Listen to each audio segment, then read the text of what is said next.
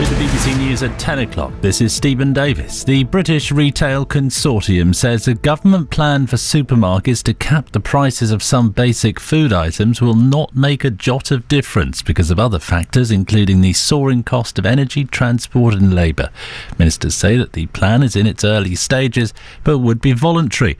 Labour's Shadow Work and Pension Secretary, Jonathan Ashworth, likened the Prime Minister to one of his predecessors in the 1970s. It is extraordinary. I mean, Rishi Sunak is now like a sort of latter-day Edward Heath with price controls. But look, we've got an inflation problem, and the reason we've got such an inflation problem in this country is because of 13 years of failure where we've not invested in sustainable energy, we cut our gas storage, and we're not improving the labour supply. We could take measures now to get inflation under control and to grow our economy. Devon and Cornwall police say 2 men in their 20s have died after being pulled from the water off the coast of Torbay yesterday morning. One of them was declared dead at the scene and the second man died after being taken to hospital.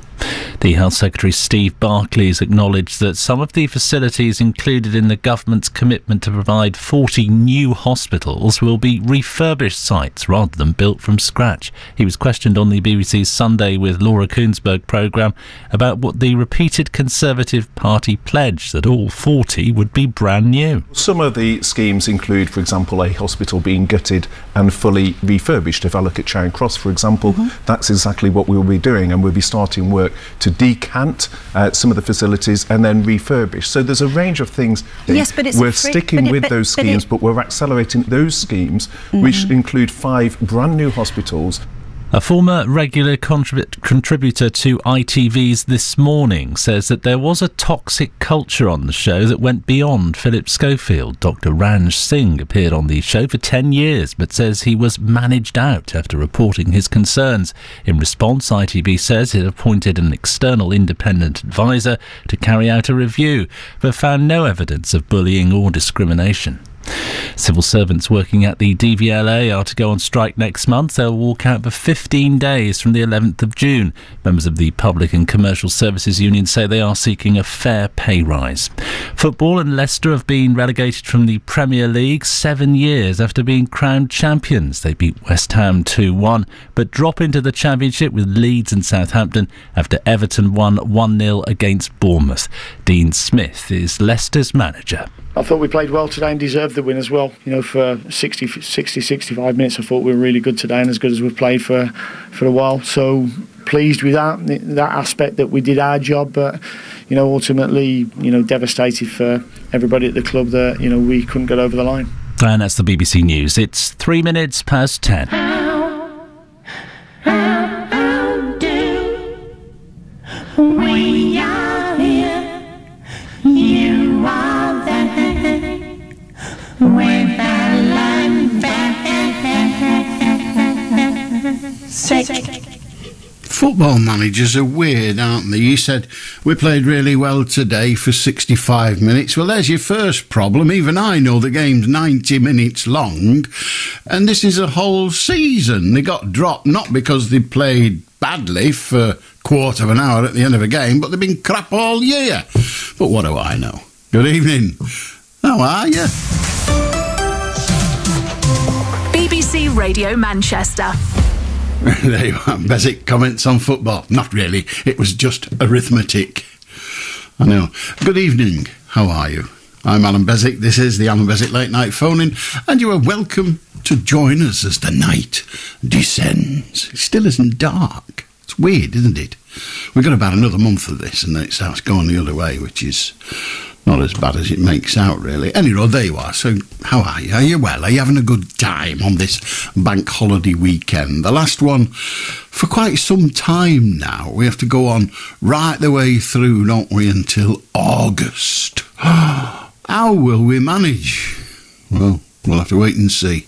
So for some people it won't matter because they'll be dead by then. I could be amongst them, who knows. Anyway, if you want to join us, he said cheerfully, the number is 0800 218 2255. You can ring for free from anywhere in the country, and if you ring from abroad, it'll cost you.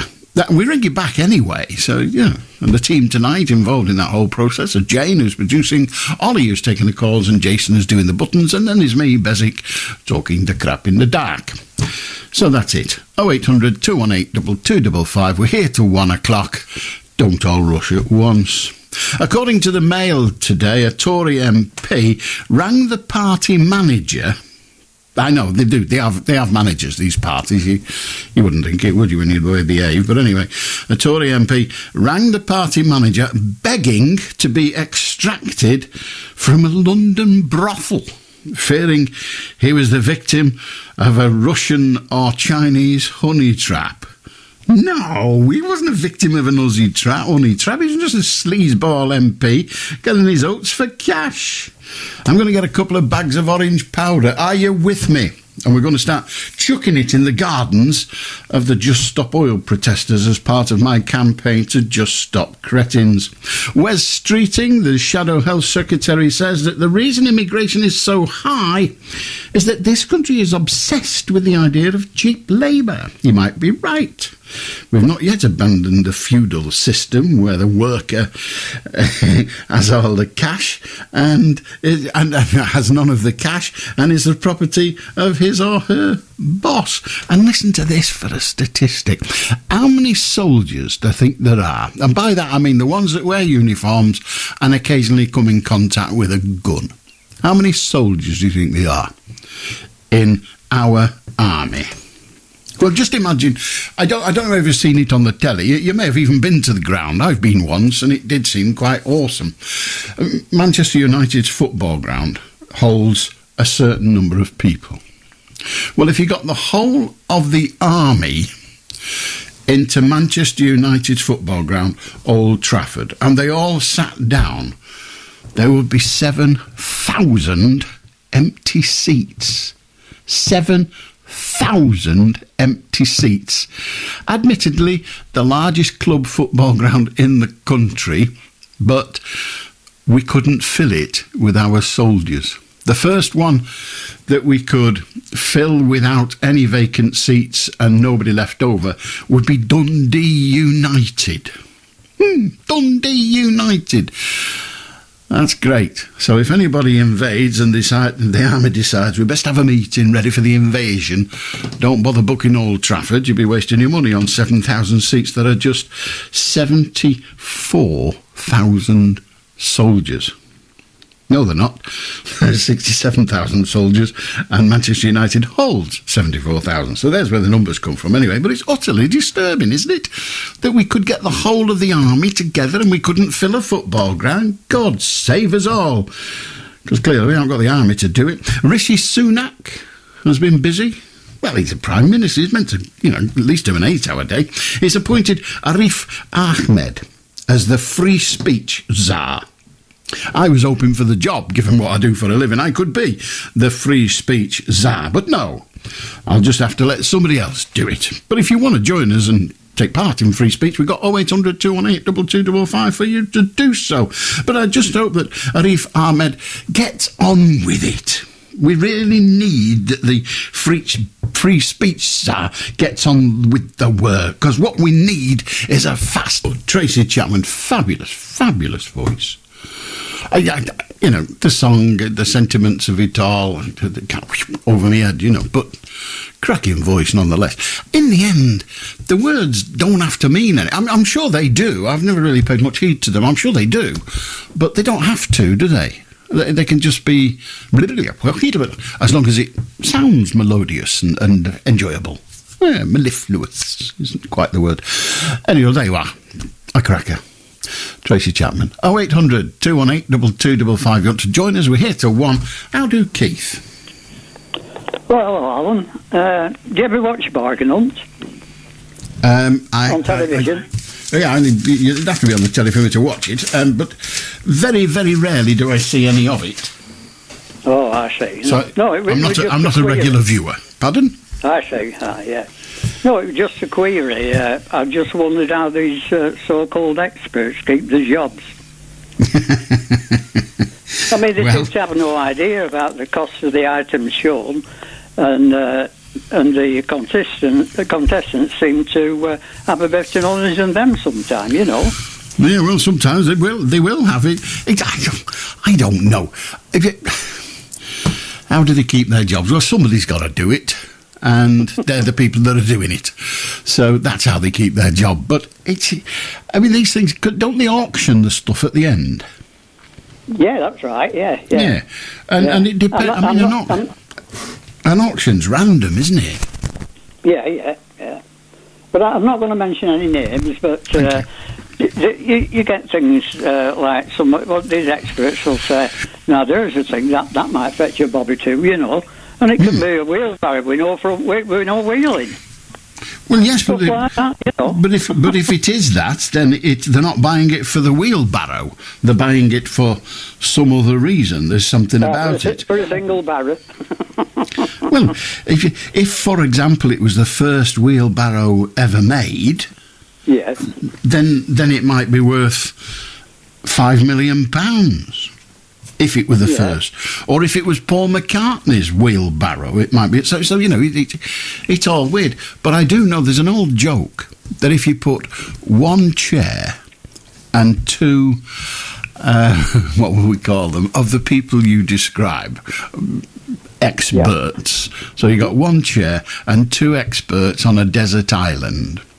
By time they're rescued 3 months later, the chair will be worth £4 billion. Because they'll sell it to each other, back and two. That's what they do. Yeah. But I mean, it's just a bit of telly, isn't it? It's just a bit of fun telly. Oh yeah, I like the programme. You know, it's enjoyable, but I seem to think like, how they manage to keep the jobs, these people, you know? Any other trader gets sacked. Well, what you have to remember, Chris, is they're showing you the ones they got nearest to right. Yeah. So, you know, you got to think of that as well. But antique dealers, what are they? They're nothing. They're absolutely nothing.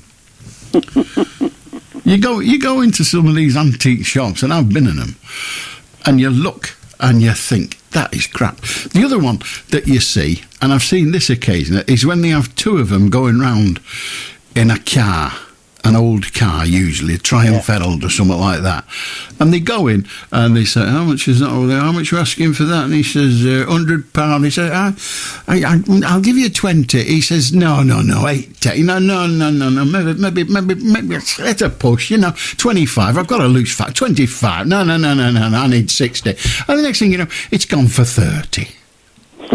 Yeah. You try it. You go in the shop. And he's saying, how much you want for that? 80 quid. I'll give you 20. He'll set the bloody dogs on you. Won't they, though?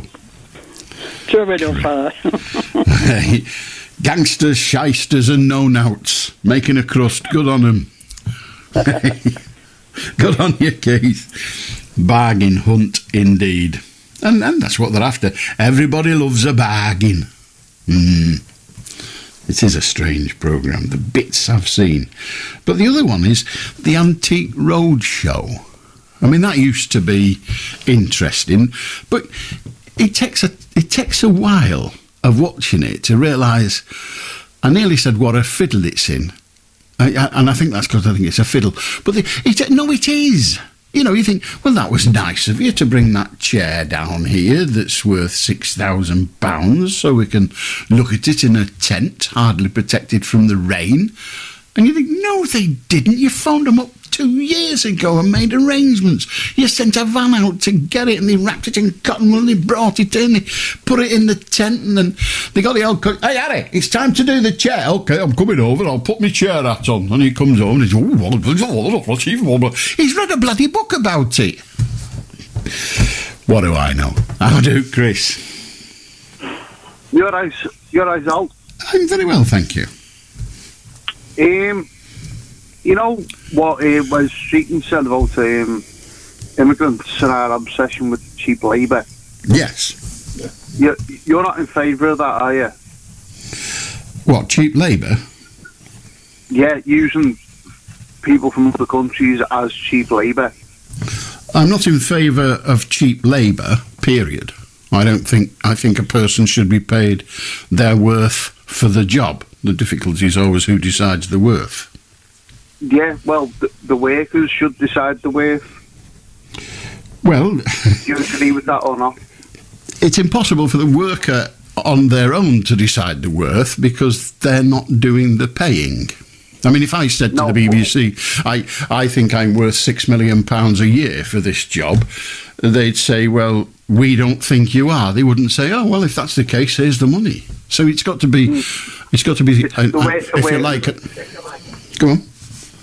Sorry, the workers as a group, like a unionised labour force.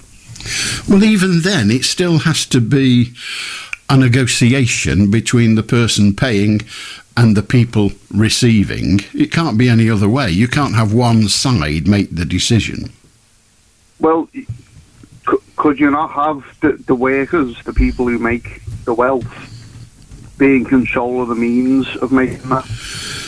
Well, that is one way of doing it. A factory owner or a landowner. That is one way of doing it, but someone would still have to make the decisions. You can't make the decisions collectively all the time. Somebody still has to say... It could be made by a democratic vote. And that would be tricky. You know, if you've got a factory with 2,000 people working and there's another factory down the road, also owned by you, with 2,000 people working, doing the same thing, but the workers are setting the if you like, the rate for the job, then they will set the rate high, of course they will, but then they won't sell any. So the next thing you know, the workers have got no work. I mean, the only place where there's anything like that is the only company, I'm sure there must be others, but the only company I can think of that is like that is Waitrose and John Lewis. And they're struggling. No, sorry. Please, not John Lewis anymore. They've stopped doing that. Well, John Lewis has taken the shares away from the workers. I think that's what they attempted to do. I don't know whether they succeeded so doing. I think that was proposed. Okay, I might be wrong. Well, let us stick with it as if they are, because for years that is how it worked. And the wages that were paid to the staff were good, decent wages for the roles that they perform. And then at the end of the year, the profit was divided in some share process. And that's one way of doing it. And it sounds like a fairly good way to me. It does to me as well. But the problem is that both Waitrose and John Lewis have an ultimate owner who does no work. Well, they have to in the end, because somebody, when you start a business, if you wanted to start a business now making sprockets, and you needed, I don't know, to make 1,000 sprockets a day, well, for that you'll need a factory. So if you went round to all these people and said, listen, Albert, you're in the union, we've had a word, I'll use the Union Transport and General Workers, because technically it doesn't exist anymore. So you go to the Transport and General Workers Union and say, we're thinking of making a factory for sprockets, and we want it to be a good factory owned by the people. And they say, great, fantastic idea, we're all for it. How much money have you got so far for the factory? Well, we haven't got any. Oh, okay, how are you going to build it? Well, I thought you'd build it, the union. No, you're our members, you know. Who's going to build it? Who's going to invest in it? Where's the money going to come from to start it? Okay, then, yeah. Well, it should be... Are you going to say what you've come on to say, or have I got to keep poking at you? You're going to hang up on me when I say it, so I'm not going to use that phrase. Oh, you know, okay. There should be a collaboration between the unions and the government. The unions and the government. So the collaboration should be, right, the unions are going to say, we think if we make 1,000 sprockets a week, we can sell them, so Mr. Government, will you build the factory? Yes. Okay. Also, the government should be saying, we need 1,000 sprockets. Well, they might not need them at all. They might not need them. They might not, but the workers who build the sprockets will have the skills to build other things. That is true. Well, no, I wasn't suggesting that nobody needed sprockets. I just think the government doesn't have, as far as I can tell, doesn't have a lot of use for sprockets, if you're talking about... I don't think the government has a lot of use for anything apart from media outlets. Well, okay, so you're against government. No, Okay. no, I'm not against government. I'm against this government. By this one, do you mean this particular political party, or do you mean the structural existence of government in this country? Both. There needs to be a system of governance. So that people, but there needs to be a system of communication that comes from the workers to the people who are in government. Right. It needs to be constantly back and forth, so that everybody is doing everything what needs to be done to keep our country functioning.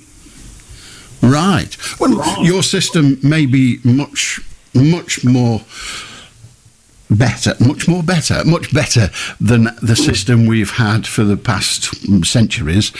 But with the system we've got, we're in the top 10 richest nations in the world. I suppose we could be the top one, except the top one seems to be China, which is not by any means union-led, and the next one seems to be America, and that too isn't union-led. So maybe you've got a system that would work better than all the ones that have been working for centuries. But they're going by net wealth, just the wealth that the entire amount of people have, and the distribution of wealth is what makes a good country. Is it? You look at a country like Denmark, they've got the lowest disparity between rich and poor than anywhere else in the world. Well, we should all carry on buying the butter then and the bacon. Good on you, Chris. You didn't use the phrase, but thanks anyway. How do Gary? I thought football was for 90 minutes, not 65. I think you are correct. So he should have done the right statement when he got interviewed. Who's he? Whoever Dean Smith, Who's that? manager of Leicester. Oh, right. Oh, he's the fella that said we played well for 65 minutes. Yeah, that clown, yeah. Well, he's hardly a clown, but yes. He will be saying that tonight, though. He's probably quiet because his team got relegated with Southampton and Leeds. But the only problem is, Everton was one. If they did give one goal away, did they bring down themselves? Well, it's not a problem, is it? Because apparently they were successful, weren't they? Yeah, they was. Was going to say, can you tell me if they have rules in rugby league, why don't they stick by them? I think they do try to, and they have an arbiter. Indeed, they have a number of arbiters these days, but they have one principal arbiter that they call the referee, in the same way as football or various other sports. Like everything else, the rules are available to interpretation. But why does the referee make his own rules as he goes along instead of going by the rugby league rules? What they should be? As far as I'm aware, and I have over the years watched and played quite a lot of rugby, I don't think the referees do make the rules up as they go along. I think there's in fact we call them laws rather pretentiously in rugby, but I think there's a code laid down that they do their level best to work to. Because I went to watch Witness and Ferguson the other week, and the referee making the rules as he go along. He let all forward pass goes. He wasn't getting both sides onside. Well, first of all, that wasn't a change of the rules. That was him failing to implement the rules that exist, in your view. It's not a change of the rules. He wasn't making them up. The rules are still there. He should have gone by the rules, though, because if each team offside, you penalise them, and if they forward pass, you pull up for a forward pass. Well, the indication of whether a pass is forward or not, or the decision as to whether it is an illegal pass or not, is available to the referee, and he or she has to make a judgment. But the rule remains the same. He or she doesn't change the rules. They may be poor, in your view, at implementing the rules, and they may be making judgments that you don't agree with, but they're not changing the rules.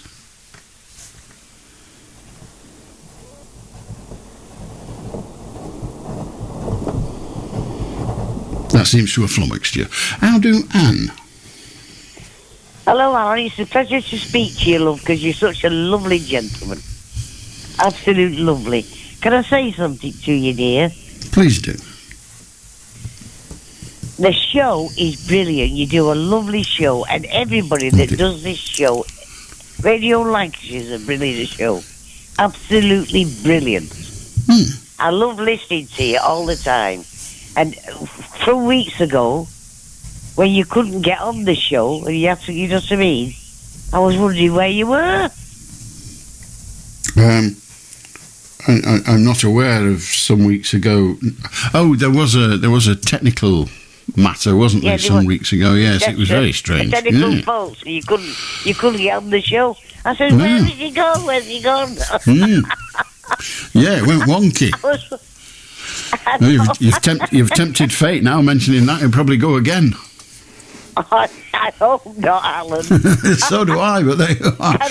Can I say something to you? Of course you can. Because you get some lovely people on, but sometimes you get some nasty, and I feel like getting on and saying, don't you ever be nasty to Alan, because he's a lovely gentleman. Oh, well, you can't really be nasty to me. It don't matter. No, I don't mean nasty. I'm not being nasty. No, you're not. I'm just saying it don't matter. Somebody saying horrible things to me. That's what I'm paid for. Well, you shouldn't be nasty to you, love, because you're a nice person. Well, I'm not sure everyone, including Mrs. Beswick, would agree with you, but no matter. Well, thank you. That's nice. Thank you very much. Have a good night. 0800 218 2255 if you wish to join us. I'll do Malcolm. I do, yes. Good character reference you received from the last caller. Yeah, don't worry, that'll soon fade. It's useful. It's always good to have a good character reference. Yes, I suppose it is. It's the only one I've ever had, so I can't be sure. I'm sure you've had more than that. Yeah. Okay, I'll give you one as well. Okay. Oh, that's kind of you. Thank you.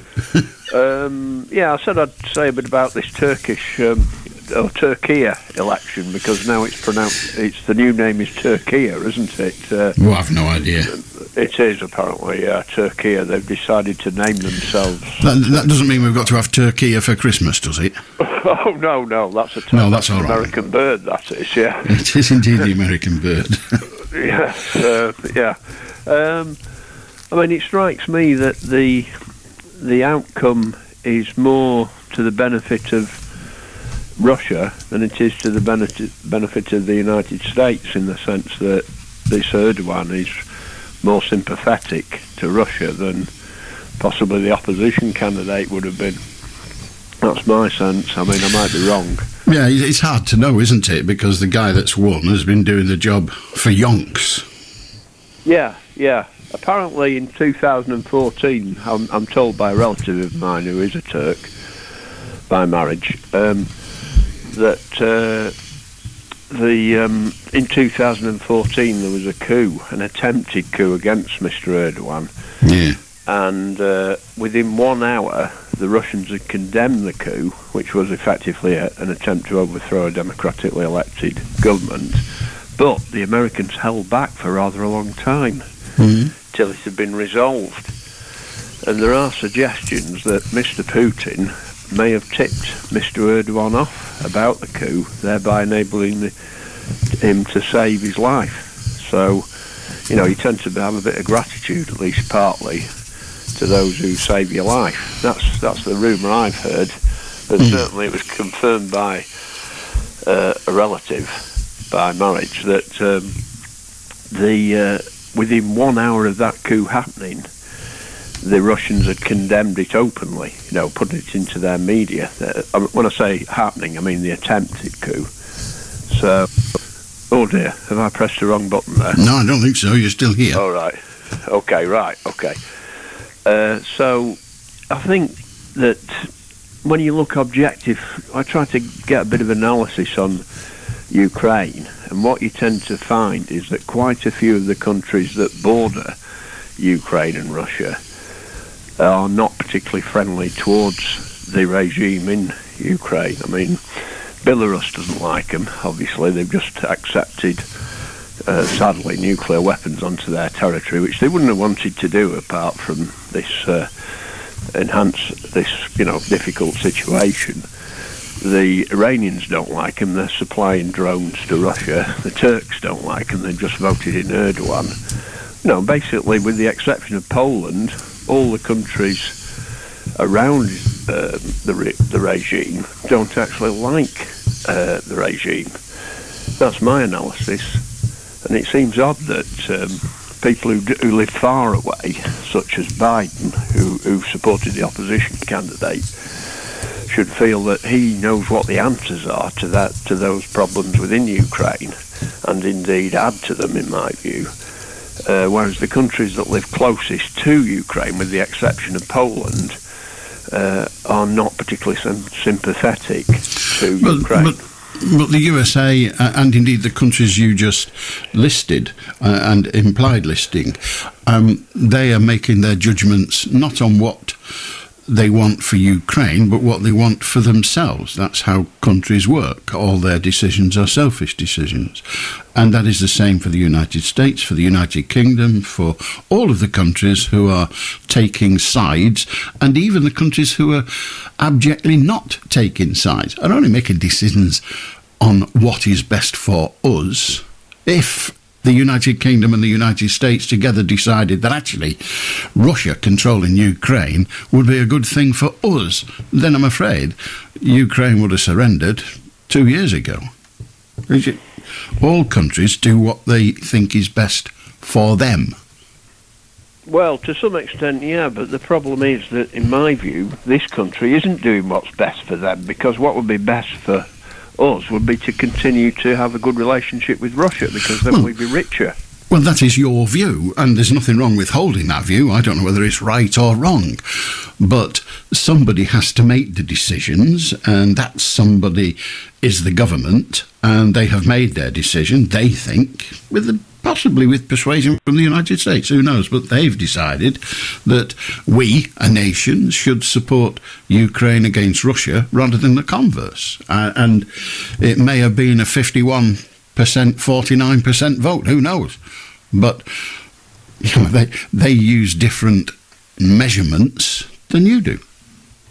Well, I mean, all I can simply respond to that is to say if there was public support for the attempt to prop up the regime in Ukraine, then obviously the government would have won its most recent local elections. Well, no, because whether there was public support or not is in a way irrelevant. The government... In a democracy, it is relevant, actually. No, it's not. Once the government is elected, it does what it thinks is best for it. Not what's best for the people. Those days never existed. The first thing a Prime Minister does as he walks through number 10 for the first time is, how do I get re-elected? That's it. Now, OK, we've had a few that made a pig's ear of it in recent years, but that's the thought. How do I get re-elected? Indeed, yes, you're right there. Indeed. I'm suggesting that... let me make a suggestion. Please do. A few of your ideas. Mine are only responses to what you say. I don't have any ideas. I mean, I'm sensing that Mr Sunak has duffed it by continuing with this failed policy of propping up the regime in Ukraine. Mm-hmm. And one way or another, he's likely to fall, and he may even fall before the next general election. Well, so let's hope the new chap who comes in is better and has a more sensible policy towards Ukraine. Sensible by your view, but yeah, exactly. there aren't many parties in this country who think or who are vocalising the thought that we shouldn't be supporting Ukraine. Yeah, but you have to look at the facts. The facts are, as I've repeated, that if there was massive public support for the intervention in Ukraine, which there clearly isn't, then the government would easily have won the most recent... Well, no, because the choices on offer at the election were ostensibly, and I know there are other parties, but 3 parties. And neither of those 3 parties is vociferously saying that we shouldn't be involved in Ukraine. So people go to the ballot box and they have a list of names and the parties that those names are supported by, and most of the people on the ballot were saying, yep, Ukraine, fine, let's have them living in our house. Well, my point would be that for the best part of 18 years, the MPs had multiple opportunities to vote to remove the troops from Afghanistan. They failed miserably to do so. We seem to have changed continents. I'm making a point, though, which is that the government guys, they had many opportunities to remove the troops from Afghanistan. In the end, it came down to a simple question. Did Biden want to do it? Boris tried to block it. I supported Biden. I won. And I think I'm going to win on the issue of Ukraine as well. And now I'm off. Okay. You're certainly off. How do Ted? Oh, it's okay. Just to say, you know, you're paranormal, Alan, paranormal. Yeah. Well, there's a program called Blaze. It's on channel 64. Last night after you went off air, on the program Blaze, it showed these people filming in Russia. And as they're filming, they're looking up at the clouds. And there's two eyes next to each other, two eyes looking down, and the clouds are forming the eyes. Right. Isn't that amazing? That paranormal. I don't find paranormal amazing, but I do find it funny. Does that count? Obviously, you're fun. The paranormal is a nice piece of entertainment as far as I'm concerned, and it keeps crackpots out of the way. Thank you very much. How do Mike? There are, of course, many things that are inexplicable, aren't there? Oh, God, yes. Yeah, many. Anyway, on to serious business, and very nice to be with you again. When I was asked what my subject was, I simply replied, when is a sale not a sale? A few weeks ago, we've often told you about access equipment, that is to say, specialist equipment, braille equipment, speech for disabled, particularly in my sector, which is visual handicap, blindness, that sort of area. Well, a few weeks ago, Alan, one of my friends who works for one of the high-tech companies came on the telephone and he said, Mike, do you want to buy a brand new Braille Sense 6? He said the proper price should be, I think, about £5,000. Turns out, Alan, that in truth it's £4,395. Now, this particular friend who works for the high-tech company, Braille Sense is not one of the machines that he sells, so I was a bit suspicious, and I said, well, now come on, how have you come by this? He said, I visited a customer yesterday, and he told me that he'd acquired this machine, but he feels it is too complicated for his use. So I offered to help him out. He said, would you give me £1,100 for it? So I said, well, yes, I suppose I would. Of course I would. But I was a bit apprehensive. But anyway, we did the transfer, and this thing turned up.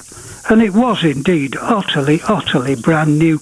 You often find that when people tell you things are absolutely new, you find that the box is bashed in or something like that. Anyway, this was flawless, and it looks a cracking thing for the time I've spent with it.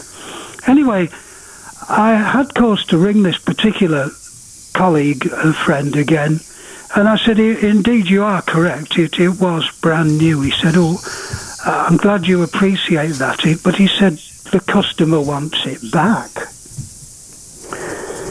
So I said, well, that's a bit difficult. He said, why? I said, well, of course I've made arrangements to sell it. The deal hasn't gone further than my having the machine here.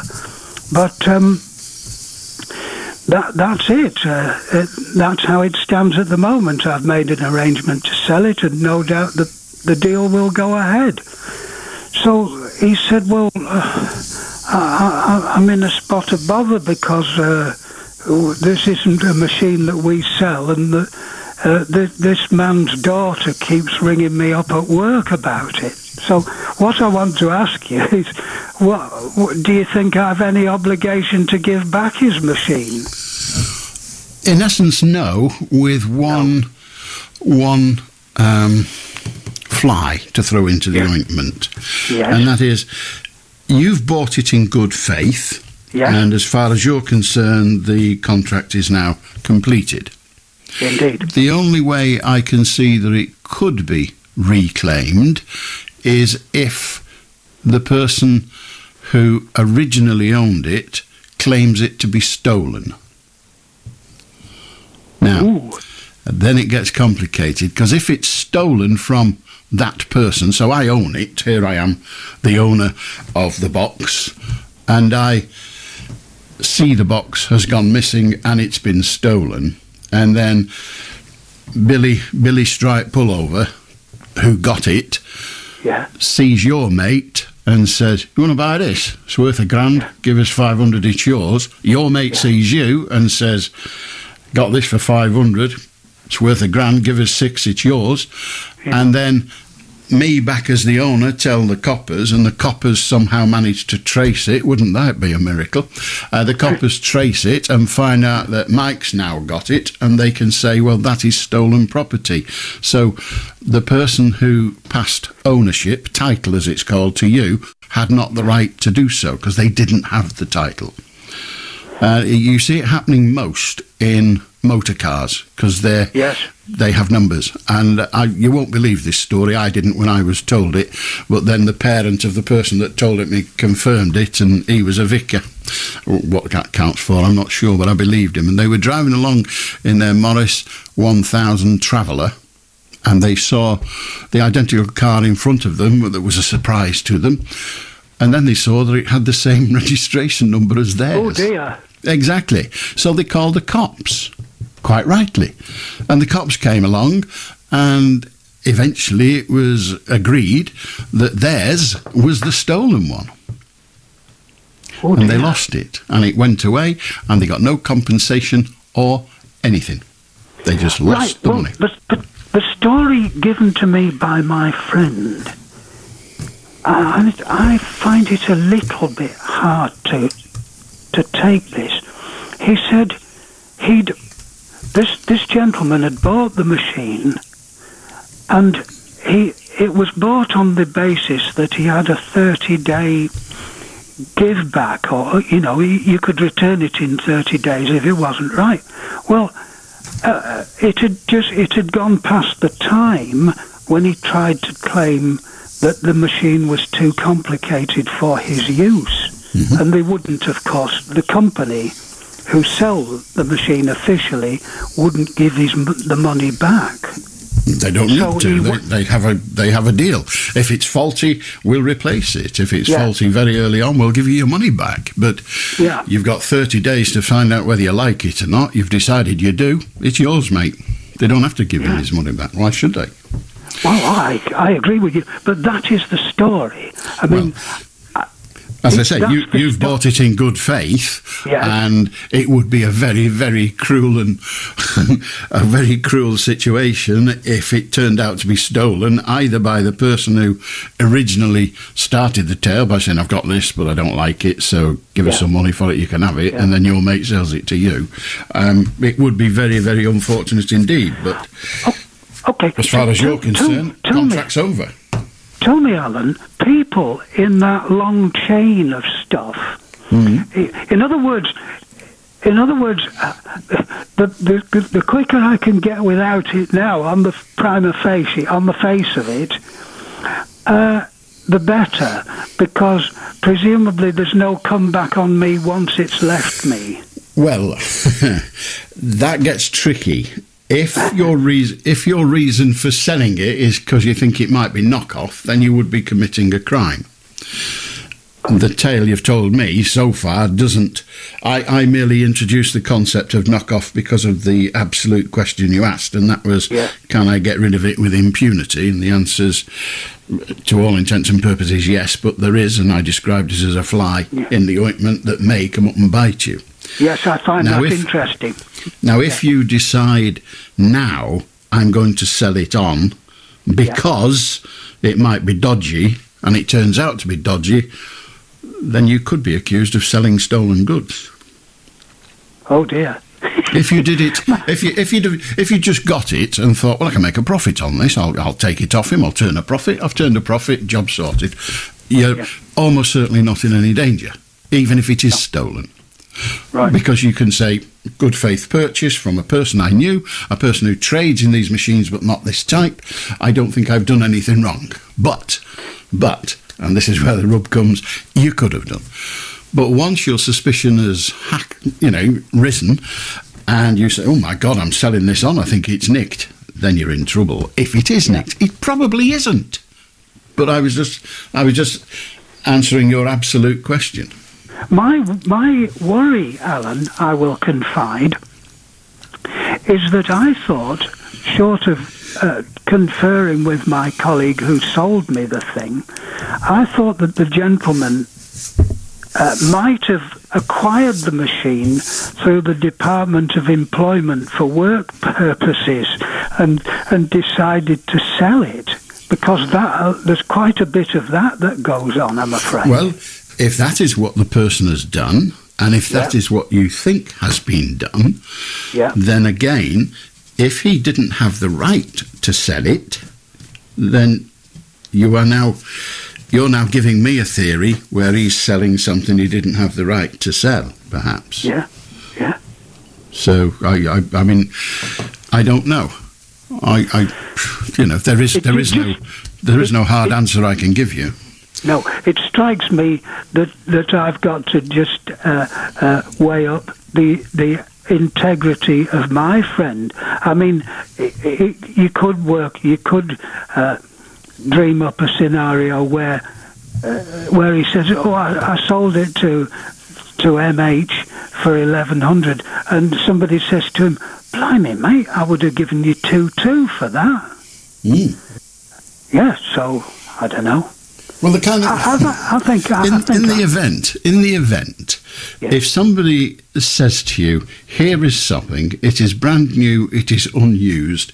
You can have it for a third of the retail price," then a sensible person would say, "Hang on a minute. How? Yes. Why is the person at the beginning of the chain prepared to sell it at a loss? Because it's complicated." Well, that may be, perfectly genuine. These machines may well be very complicated. I've never used one. I don't know. But that's the issue. Did the person who sold it to you have the right to sell it? And if they didn't, and knowingly didn't, they are guilty of an offence. And you're unlikely, if you bought it in good faith and the authorities believe that, you're unlikely to end up being prosecuted for being the receiver of stolen goods, because you've got a rational explanation as to why you bought it off this person. Indeed. That's the industry he's in. But you still could lose it. It still isn't yours. What regard do you have for the bleatings and implorations of my friend, who is now trying to get it back on behalf of his customer? I have no at all, because I've not had any conversation with the individual. Right. No, I mean the moral principle of it, if you like. Well, there isn't a moral principle. It's mere commerce at best. Yeah. I mean, he did a bloke a favour by the sound of it, and that favour has now, the person's changed their mind, which people are apt to do. But if everything is hokey-dory, then the person changes their mind. Well, look, it's too late, it's gone, mate. Ain't got it anymore. Yeah, that's right. Yeah. So. Okay, right. Well, look, I've taken... sadly, I was going to talk to you about something else, but it'll have to keep for either later or another. Thank you ever so much. My pleasure. 0800 218 2255. I'll do George. Hello, Alan. What I'd like to speak about, Alan, is these killer whales attacking that boat. The orca, I think it's called an orca, it's a killer whale, a 66-foot, I don't know, like cruiser or little, but it absolutely wrecked the boat. I didn't know they attacked boats. Well, neither did I, but every creature on Earth has the ability to surprise us. But it's attacked a lot of boats. I don't know if it was the same one, but it's attacked but you had to tow that boat in by Gibraltar. Well, I mean, I guess that's yet another hazard or potential hazard of sailing the waters. Yeah, but I don't think you're safe now going in water. Well, never mind. There's an awful lot of ocean. Yeah.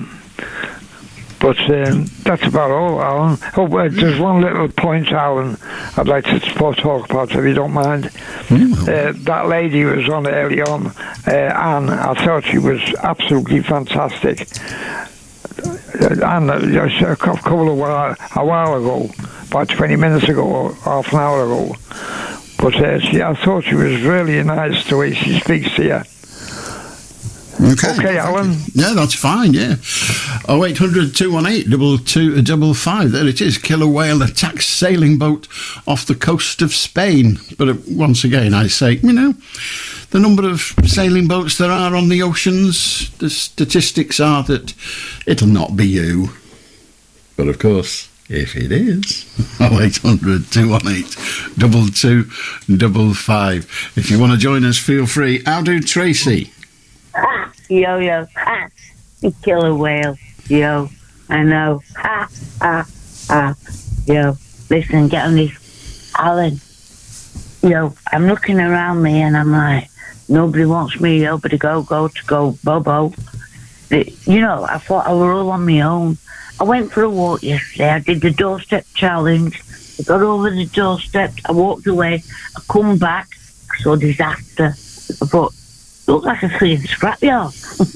Anyway, I think I'm on my own, but I'm not, They've only picked it up. They've picked it all up. My neighbours are they're like family now. They've only gone and picked it, and they've sorted it out, and they're going to help me. So, I'll tell you something. There are some beautiful people in our community. Oh, Alan, aren't we lucky? Have you been outside? Have you seen the moon and that tonight? And the night star? No. Why? Why haven't you? Because I'm at work. Yeah. So, you keep bragging that you're only doing a few hours. Well, I'm telling you, you're missing something. Hey, Alan. Yeah. Do you know Putin? Wherever he is. Yeah. Yeah. I swear to God, if I'm going to save anyone, it's going to be a Russian. Right. Why? Yeah, because, you see these refugees that are supposed to be refugees from Ukraine, they've all got nail extensions, bloody glossy eyebrows, face fillers, the kids are in designer clothes. Screw them. How dare they? How pigging dare they? There are people actually suffering in that world. You know how many wars have been going on for how long? And I don't buy it. And why would you pick one person up from one country? Have you seen the television footage and the newspaper photographs of the cities in Ukraine and the bombardment, or the result of the bombardment they've endured? Russian dying with babies, and you're going to go, no, you don't matter. You don't matter. There are more than one victim of war. Well, indeed there are. So when I said, have you seen it, and you didn't answer, can I ask you again, have you seen that devastation? When you say, I don't buy it, was your expression? I don't. Okay, Yeah. well, you don't have to buy it. I've seen everything. No, it's all right. Everything. Tracy, if you don't believe it, that's fine. That is your position. Stupid one, but yours nonetheless. How do Sue?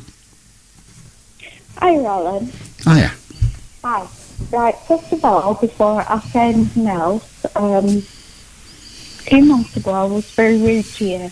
So, first of all, I need to apologise. You never need to be rude to apologise to me, Sue. I get paid. What would you like to talk about? Well, thank you anyway, but what would you like to talk about? But it's just one of those things. I was rude to you. I was a bit of a bitch. So, I need to apologise. It's simple as that. Okay, well, your apology, unnecessary though it is accepted. Yeah, it is necessary though, you know. Well, okay, well, it's accepted. Right, okay. Right, what I'd like to know is, how good do you think our media is in this country? How good do I think Our media is in this country? our media? Our media and our radio media, how good do you think it is in this country? Do you think we're doing all right? I think I think radio in this country is pretty good. I mean, obviously, there's a lot of it I don't like, because most of the radio in this country is music radio, and I'm not a fan of that. But we have a lot of good quality radio. Some of it, and not to my sort of emotional taste, but yeah, I think the quality of radio in this country is pretty high. But I mean, do you think? I listen sometimes to Radio 5 Live and I listen to LBC, yeah? Yeah. And sometimes I listen to it and I just think, is it a case of they are just simply pitting people against one another and stirring the pot, if that's okay? Well, that's all I'm asking. The nature of speech radio, particularly news-led speech radio, and the two you just described would, I think, happily describe themselves as that, news-led speech radio. And conversation radio at that is going to be A versus B, for want of a better expression. That is the nature of it. Right, because sometimes I feel like I just listen to things and I just think that the presenter, not the presenter personally, but I just think whoever's controlling it is simply making a load of money simply by stirring the pot. Is it any good? Is our radio media any good? That's all I'm asking. Well, that's a subjective question, a subjective decision. I've heard radio in other parts of the world, obviously only the English-speaking world. I think some of the radio in Australia, I worked there for a very short time, not 3 months. Some of the radio in Australia is very good, the speech radio, but it also... There was a man in Australia, I've forgotten his name now, I think it was John Walls, and he was regarded as being very, very aggressive and controversial, but he was also very, very popular. Now, with any radio station, be it Australia, United States or here, the most popular national radio station in the United Kingdom is Radio 2, BBC Radio 2, and that's got something like 10 million listeners, which means 60 million people choose not to listen to it. So, I mean, I think our radio, speech and music, though not to my taste, as I say, is very, very good. But it ain't perfect, and it doesn't serve every single person in the country. It can't. Yeah. I just listen sometimes, and I just think it's not like some stations, important, big stations sound like they're simply stirring the pot and pissing people against one another. And I just think, how much talent does that take? I don't know how much. You're speaking to the wrong person. I'm not in a position to answer that, but there are very few people that can operate a debate programme, whether it's this kind of discourse where we're fairly random, or even a controlled debate, there are very few people out of the 70 million in the country that can do that and do it in a way that entertains an audience, because that's the business we're in, entertainment. And more people don't listen to me than do, and that is the same for every radio station in the UK. It's just, if you like it, you listen, and if you like it and listen and then don't like it anymore, you go and listen to something else. It's how it is. Because I just think, I hear on the radio, that a lot of the time the American media is rubbish. And I just think, how good is our media? I also hear Andrew Marr has got a way of putting things, and he'll come on, and he'll do the hour, and it's very, like you say, it's very sort of entertaining. But is it truthful? When Andrew Marr comes on and he says, it's absolutely fantastic the way he does it, but can we believe it? If Andrew Marr makes a statement saying this is blah, it's as near to the truth as you can get. Truth is such a dodgy character anyway. There's no absolute truth, but the presenter, Andrew Marr, or any of the others, will not be lying to you. They may adopt a position that is not their own, but they will not be lying to you. They will not say 15 people died in a traffic accident when A, the accident never happened, and B, it did happen and nobody was hurt. They will tell you the facts, and those facts are, to the best of the presentation team's knowledge, accurate. They're not going to lie to you. There's no value in that, because you will be quickly found out. Yeah. But do you think our media is any good? Well, I think it's pretty damn good, but it's, I say again, it's a judgment. I mean, I'll be honest with you, I wouldn't listen to this programme. If I was a punter at home, and there was a little fat idiot like me blathering on, taking calls randomly from anybody, that is not the kind of radio I want to listen to. It's the kind of radio I want to do, but it's not the kind of radio I want to listen to. My listening is Radio 4, and that gets on my bloody wick sometimes, but that's the listening I do. Sometimes Radio 3, if I want a bit of classical music, which I do from time to time, but that's about the end of it. I don't really listen to much else. But I just think it's a real question. I'm asking. Is our media in the same way that Andrew Marr, he's got a great way of saying things, and he'll say, we're going to ask tonight, we're going to say justice, and I'm thinking, right, it's fair to say you're asking that, but are you not okay? Well, here's a question for you then, Sue, and it's a cruel question, but do oranges taste nice? Simple question. Well, I don't really eat them. Why not? Tangy. Why not? Well, they sting if you eat them. They sing? Yeah, if you eat an orange, that's why I don't really like them. They sting. So when I say to you, well, I'll change it then. Do you like oranges? Well, orange juice is nice, but I would prefer not to bite into an orange. Well, let's ask the question again, because we seem to be dancing quite merrily. Do you like oranges? Well, orange juice tastes all right. No. Listen to the question. You can answer a different one, and it'll take us no further forward. Do you like oranges? That's it. Nothing complicated about it. Do you or don't you? Yeah, they're okay. I don't dislike them.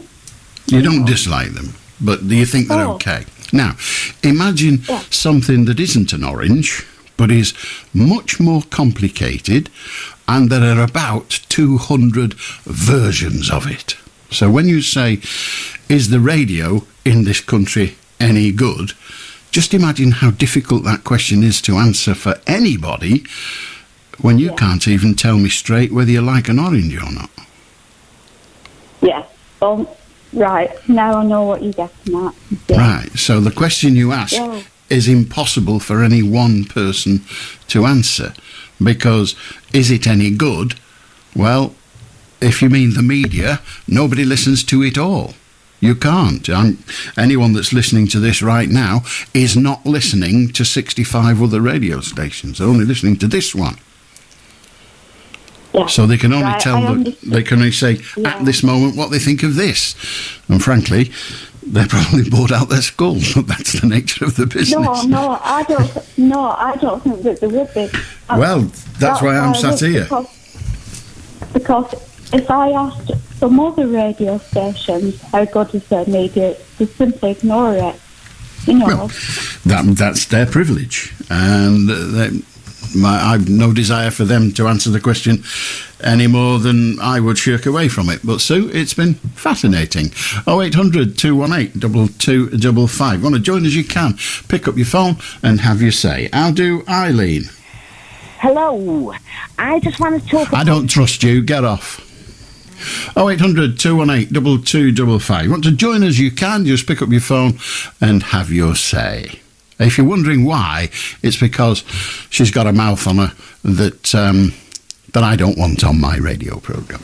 And if she doesn't like it, then I'll still probably sleep tonight. 0800 218 22. We've been doing it at weekends for a couple of years now. In fact, I think it's a couple of years this weekend. But we're doing it for a couple of years. And before that, we did it 5 nights a week, I think it was, for 6 years. And never, in all that time, have we said to somebody, you are banned. Other radio stations do. Other programmes do.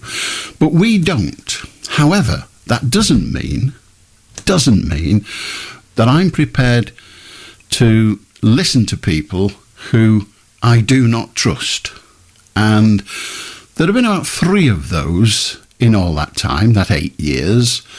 And one of them just happened to earn that position just a couple of programmes ago, and you just heard her.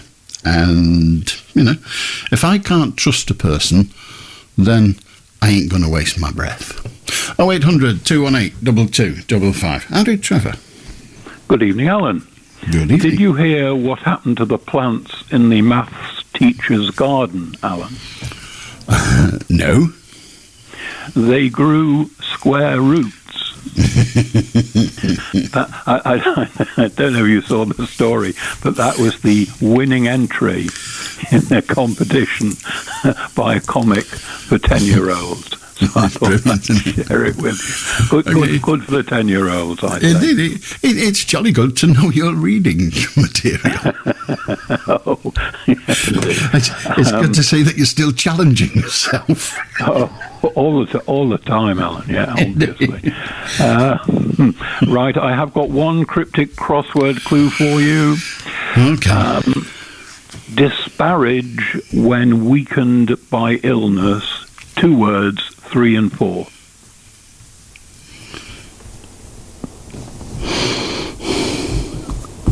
Dunno. Probably sick, but that's one. But go on. Run down. Oh, run down, right. Okay, yeah. Run down. Yeah, get it.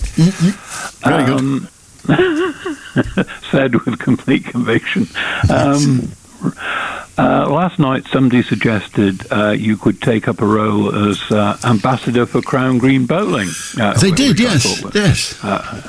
Excellent suggestion, I thought. I suspect there may be a number of such suggestions as to what you could do with the 6 hours that at some point you will have spare in your life, as it were. Indeed so. It did occur to me that you might like to take up Lego. Lego?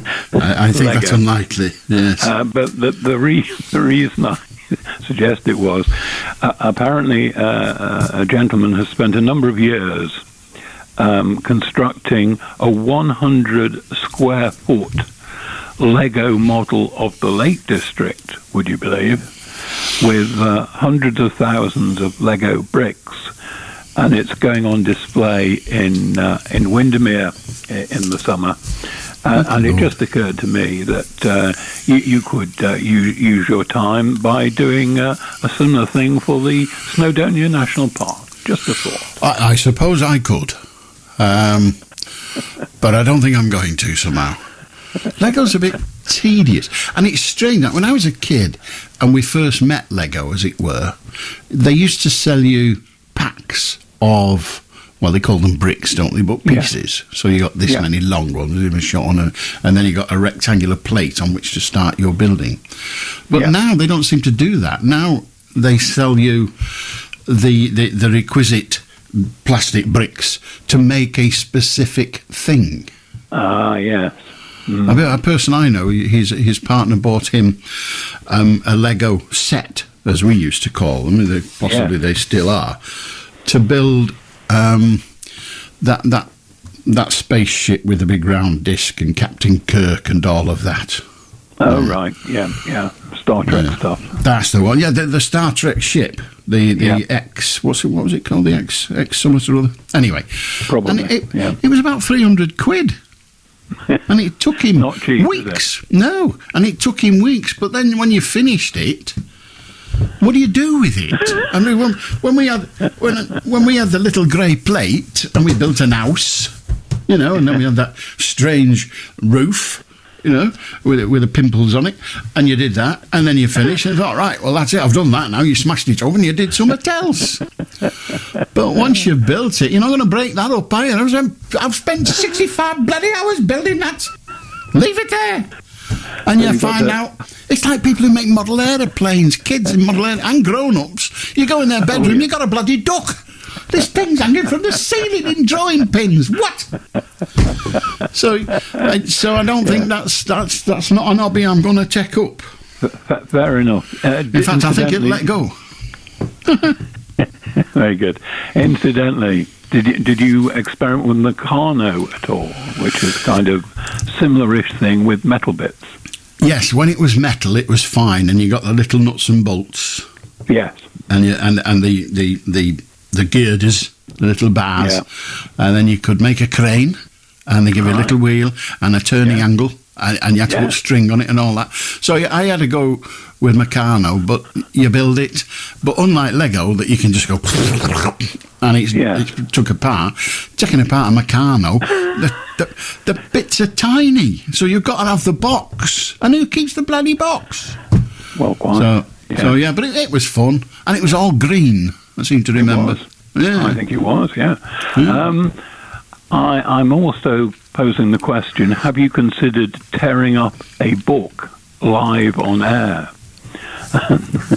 The reason I asked the question, I don't know if you've seen this story. Well known, some might say notorious, radio presenter James Whale. Oh, Whale! Yes, who appears kind of both on radio and TV at the same time, as I gather these days. Yes, has been pictured tearing up a book on air written by one Sadiq Khan, Mayor of London, because James doesn't like the way he's running London. Right. Well, that's fine. There we are. It is the nature of people in the media to do their level best to get in the papers, and I spend my time trying to keep out of them. Because it's rarely a good experience. It's usually somebody whining about me, which is fine. Right. I've got just a couple of comments about politics, if I may, Alan. You may.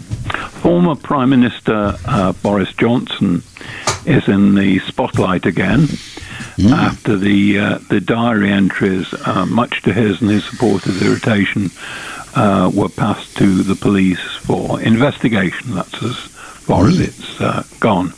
But there have been a lot of people lining up to defend him.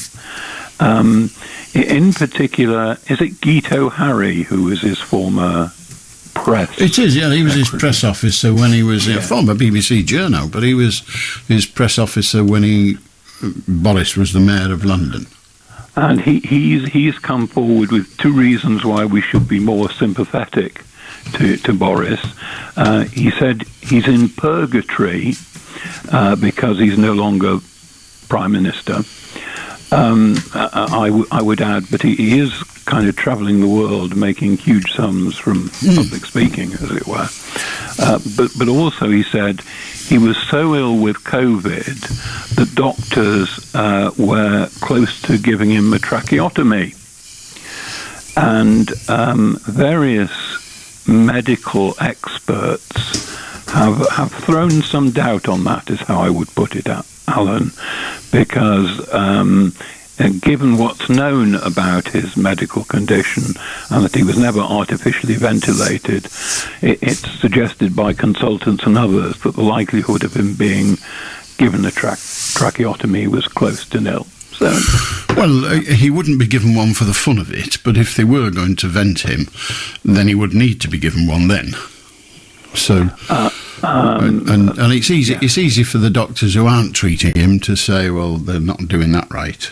So, well, you know, I mean, but then what's some journo doing? What do they know? But quite. So, as always, you're even-handed, putting both sides of the case. The other one that I quite liked was Andrew Jenkins MP, who is quite vociferous at the moment, said that everyone should leave Boris alone and stop investigating him because his wife is pregnant. Right.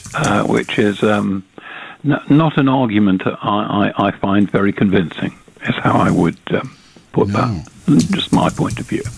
I mean, what we don't know, with Boris, would we ever be able to criticise him? Because, we might be married with a kid, but we're a handful of kids, but he's got them all over the bloody country. There's a fair chance that any given moment one of his partners is pregnant.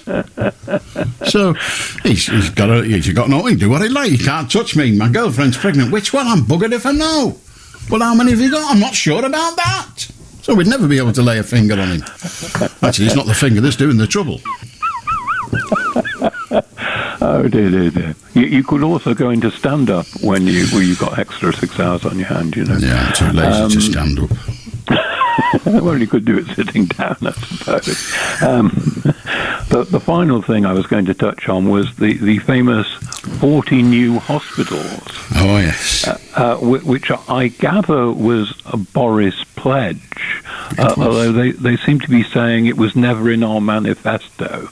But government minister this morning was kind of conceding that there won't be 40 new hospitals, but there will be 40 what he, I think, described as building projects over the period to 2030. And as far as I can gather, that would amount to anything from a single new ward or a sort of extra wing of some sort to actually remedial work for hospitals that have faulty or failing constructions and are verging on being dangerous for patients and staff. So not quite what we were initially led to believe. It's a bit like a car salesman saying, "I'm going to give you a brand new car." You know that language they use? Oh, yeah. I'd like to see you sat. I'd like to see you in a brand new car. Just hand over the money and you can have a brand new car. And you give him the 25,000 and then they wheel out the Ford Anglia. And he's how he does it. It's not new. He said, "No, it's got new tyres." What do you bloody want? So it's all cobblers, isn't it? I guess it's what politicians do, isn't it, really? Yeah. Right, thank you for the conversation, Alan. My pleasure. Have a good night. Oh, wait, I've nothing against Ford Angulars, even the rake back. Do you remember the rake back window? What was the bloody point of that? Rake back. They made a big feature of it in the advert. I can't remember the specifics of the advert, but they did keep saying the Ford Anglia with the exciting raked back window. which meant the back window, instead of being... I mean, they're always at an angle, because if you're dead straight, it'd be a van. And they're always at an angle like that. Well, I'm doing it, but you can't see what I'm... But you know what a car looks like. The back of the car has a sort of angled rear window. Well, with the Ford Anglia, not Anglia, but Anglia, the Ford Anglia, instead of going a sort of the bottom of the window going away from the driver's end, it went toward it. And I couldn't work out, and I had one. I could not for long. I couldn't, no, well, it's just the way it happened. But I couldn't work out why. It cost me 180 quid, stop saying that. But I couldn't work out why that window was like that. Because my first thought was, well, that'd be all right, because in those days you didn't have rear wipers. You just didn't, rear window wiper, you didn't have them. And you're driving along and it starts to rain, bloody, I can't see a thing behind me, which is not true. You look in your rear view mirror and you see all the dots of rain on the window, and you can see 47 cars, all the same one following you, because you can see a car in every dot. So, and now we go, and you can see out. Yeah. But I thought it'll be like that, because they've raked it like that, the rain doesn't get on it. But it still did somehow. Rain's very clever. The rain still got on it. And more importantly, you couldn't keep the bloody window clean. The outside was all right, but the inside, it had all sorts of crap on it. You know, when you throw things in the back, they keep going, they hit the back window, boom, there, it sits there. Oh, terrible. Ford Anglia. Nice car. I liked it. But I didn't have it long, but I liked it.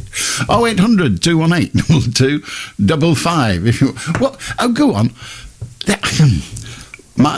The car I always wanted, until they weren't there anymore, was it was called an Interceptor. I'm trying to think, a Jensen Interceptor. Yeah, I know, it was a stupid thing. A big sporty saloon. Oh, they were huge. Big sporty saloon. I saw one in a car shop window, going for about 4,000 quid, but 4,000 quid then was not much less than the price of a house, so, you know, I wasn't going to get it. Couldn't get it, but that was a car I always thought I would like one of them, a Jensen Interceptor, because they're comfy and all of that, and they're whizzy-whiz, they go fast. I was young, they go whizzy-whiz and all that.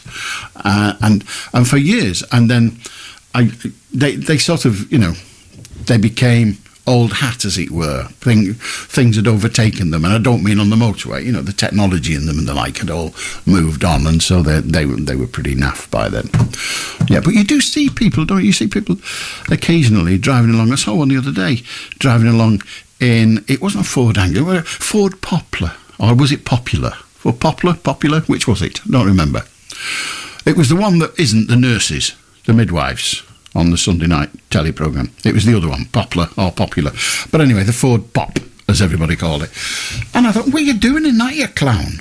What are you doing about 35 mile an hour? It's going, wah! It's making a hell of a noise. It's bloody uncomfortable. The brakes are rubbish. And you've got to put your hand out the window. In fact, you flick a little switch and a little thing flips out from near the window. Little pointy thing. And you must be balmy. Get a car, for God's sake. Anyway, there you are. 0800 218 2255. How did Ted? Well, I found it just to say, you know the female. The what? The woman. Oh, the female. Yes, I'm aware. Yeah, thank you. Well, that makes the person. The woman makes the person. She gives the man brains and the woman brains to make things, and man's destroying it, knowing it's wrong. Right. Okay, well, thanks for that. Oh, sorry, I thought the female is most important than the male. The female is most important than the male. Well, in the terms of procreation, they're kind of both necessary, really. Well, the female made the male, didn't she? Well, not unless we're talking about Mary. Not on her own, she didn't. She needed a bit of help from, not 5 minutes of help at the least, or a test tube, who knows, or just, walking past. Well, that was my defence. Anyway, but she needs a bit of help. The woman can't do it on her own. The female can't do it on its own, generally. And in humans, Pardon? Sorry, kid. There's a lot of fish that do it. Well, I'm not well up on fish, but even then, I believe that the female lays eggs and the male, basically impregnates those eggs. Now, there are a number of processes by which they do it. Some of which is the male just spills his juices into the ocean, in the hope that some of them will come in contact with one of the eggs that she squirted out. But you still need them both, generally. There are some creatures... I'm sorry? Have you seen ants, Alan, the way they crawl across the floor? Within 1 minute there, the next minute there, within seconds, like... They do move comparatively quickly, but we can see them, and even they have to go back and have words with the Queen in order that they can be more ants. In Australia, I think it is, they have ant hills, don't they? Or in South America. We have them in this country, but they're not very high. Really? I didn't know that. Yeah, well, they're not, as I say, they're not very high, but I've had one in my lawn, a little ant hill. It was about 2 inches high, and when my mower went over it, there were bloody ants everywhere. I didn't see it. It was in the grass. I didn't see it. But in Wales one day, it was a raven on the floor, and it was dead, and all the ants were there, like, moving it, like, all over it, like, trying to move it. And I was trying to dig a hole, and I couldn't dig the hole. What was it that was on the floor that the ants were trying to move? A raven. A raven? And the ants were, and the ants were all moving it, trying to move it to somewhere better, like. Yeah, but if you get really, I don't know where's better one for a dead raven, but if you'd have, instead of trying, if you got down close, really close, and put your ear right by it, not too close, it'll be in your lug, and get down, you could hear them going, to you a bit, this way, if you could have done, but you missed the opportunity. Keep an eye out for it next time. And then here, good to talk to you, Ted. How do Sam? Hi, Alan. Is it correct to say England is an island? Is it correct to say England is an island? What? England, because it's covered by sea. Is it an island or Iceland? Well, England isn't an island. Because it is covered by sea. Well, it's not covered by sea. That's the seabed that's covered by sea. But England is not an island because it's attached, of course, to Scotland, and it's attached to Wales. Or Britain. Well, Britain. The mainland of the United Kingdom is, to all intents and purposes, an island. Well, is it not an Iceland? Iceland. I'm sorry, what about Iceland? No, the island. You've moved away from the microphone. You'll need to be near the microphone if you want me to hear you. Yeah. The country Ireland. Ireland, not Iceland, Ireland. Ireland. It's spelled differently, isn't it, to Ireland? What is spelled differently to Ireland? So Ireland is a country. That is correct. Ireland is a country, the Republic of Ireland. The mainland of Britain is an island. The UK mainland is an island, but the Republic of Ireland, is not, oddly, an island. The Republic of Ireland is spelled the same as the mainland of Britain being an island. The Republic of Ireland is spelled I-R-E-L-A-N-D, and the island that means surrounded by water is spelled I-S-L-A-N-D. So they're spelled differently. Yeah, that's not different, yeah. But the Republic, why? I don't know. I'm not in charge of spelling. But the Republic of Ireland is not an island. Well, there's Northern Ireland and then there's South. Well, indeed, what is described as the island of Ireland is divided into two parts: the north, which is 6 counties, and the rest. So Dublin and Belfast. So neither of those elements are of themselves an island, but the piece of land that they occupy is an island, in the same way that the United Kingdom mainland is an island, but England isn't. Yeah, well, they're spelled differently. They're spelled differently. Well, Ireland, the place, is spelt one way, and Ireland, the geographic description, is spelt another way. That's correct. Yeah. It's a bit confusing for someone's not in English. If someone's not English, it's confusing. They'll probably say Iceland. They'll probably read the S. Well, Iceland is an entirely different place, but I believe Iceland is an island, unlike Ireland that isn't. Very true. Iceland is an island. And an island is a country, and mainland Britain it's an island, but it's spelled differently. Indeed. That's got to make, that's it. You need to keep talking into the microphone. Yeah, I was just clearing out the confusion. There was a bit of a confusion. Well, the confusing oughtn't make you talk away from the microphone unless it's really, really confusing. No, I don't have the best of phones. That's what it is. I'm getting an upgrade. The fact remains that unless you speak into the microphone, I ain't going to hear you. Yeah, true. I know. Yeah, so Ireland, it's an island, isn't it? Yeah. But, there is, Africa, is Africa an island? Africa, that's hard to say. Naturally, no, because it was attached to, well, for want of a better expression, it was attached to... South America. Not South America, no, that's quite a long way. Africa's attached to Israel. But, of course, the Red Sea has now cut through that, so I guess it now is. But places like Africa and Australia, which in essence is also an island, are referred to as continents because they're massive land massives. So they're referred to as continents.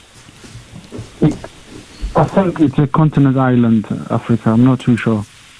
I'm sorry? I think Africa, it's a continent island, if I'm not mistaken. Well, you could call it that, yes. There's a piece of land in Africa. It doesn't belong to anybody, so it's just it's like it doesn't belong to any nation. Anybody can go and claim it or build a country there. Right. That's actually true. Yeah, it's the size of a couple of cities, maybe like medium-sized cities. Yeah.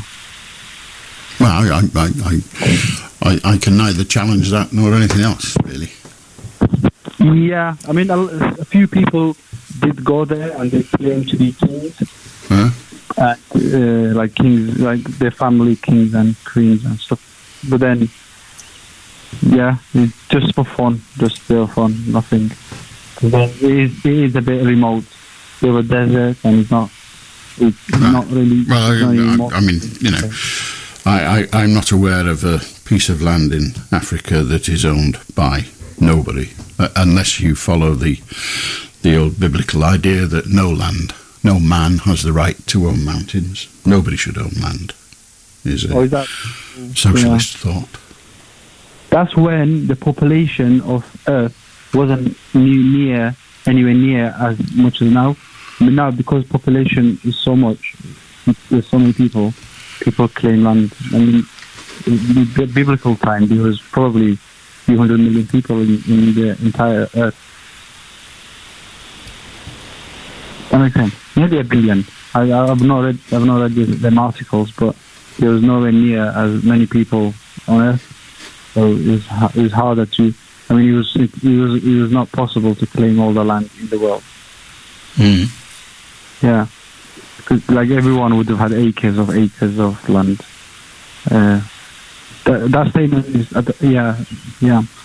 Africa has a lot of land that is not occupied, but Well, yes, indeed. The Sahara Desert is not particularly densely populated. I've no idea why. It might be some people are allergic to sand. I don't know. Yeah, Mongolia as well. Mongolia is there. It's really, there's nobody in Mongolia. It's just they all live in one place. And is Mongolia part of the African continent? No, that's in South. I'm sorry, I thought we were talking about Africa. I'm not as agile intellectually as you, but yeah. Yeah, I'm fairly. Okay, Alan, it's nice speaking to you. And you. 0800 218 2255. If you want to join us, you can. If no man is an island, and they do have islands in the stream, of course. We could play that. We could play all sorts of things with island in their title, but some of them could just start an almighty row. I'll do David. All right, Alan. It's been a couple of hours, and DD7 is finished, which I'm over it, but he doesn't even realise that I had to spend hours, talking in VC, talking about, we're going to go in there. Stop shouting at me. Stop shouting at me. No, he's complaining that I deleted his server, right? I banned everyone that deleted it. What he hasn't thought of is that he was goading me on. I don't know who is. I don't know who he is, so I don't I'm not care. talking about... Goodbye! I won't be shouted at. And if you say, I did this and he did that and he did that and he did that, unless I know he is, there isn't a conversation to be had. If you want to ring back with a more sensible attitude, I'll tolerate you. Possibly. 0800 218 2255. This programme offers many things, but it doesn't offer. It's on the papers tomorrow. OK, I'll tell you then. Well, only on the front pages. I can't open them here. You can't. I've tried on the computer. I keep breaking my nail. Financial Times. Everybody reads that, don't they? Republican chiefs try to quell the revolt with debt default deadline looming. Oh, that's Biden and all that row they had in America about they might run out of money or run out of debt, as it were. Turkey leader claims victory. Plans to cap prices on basic foods draws fire from supermarkets and from Tory MPs. Let them eat cake. The Independent, White House. If the UK won't give asylum to an Afghan war hero, we'll look into it.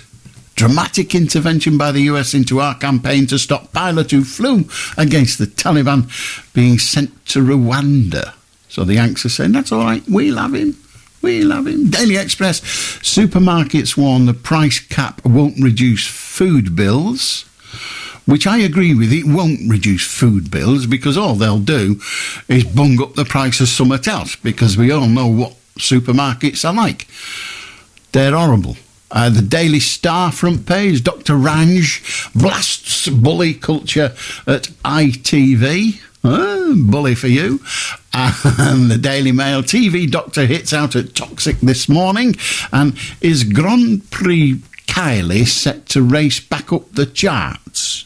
I don't know, but that's what the Daily Mail is asking. The Guardian, Met Police to stop going to mental health call-outs, and that is disturbing in the extreme, and I fully recognise that it is not a police job to deal with patients who are manifesting difficult behaviour as a result of a mental health interlude or indeed a perpetual mental health condition. It isn't a police job. They're not trained for it. They don't have the facilities for it. But in the end, there is nobody else.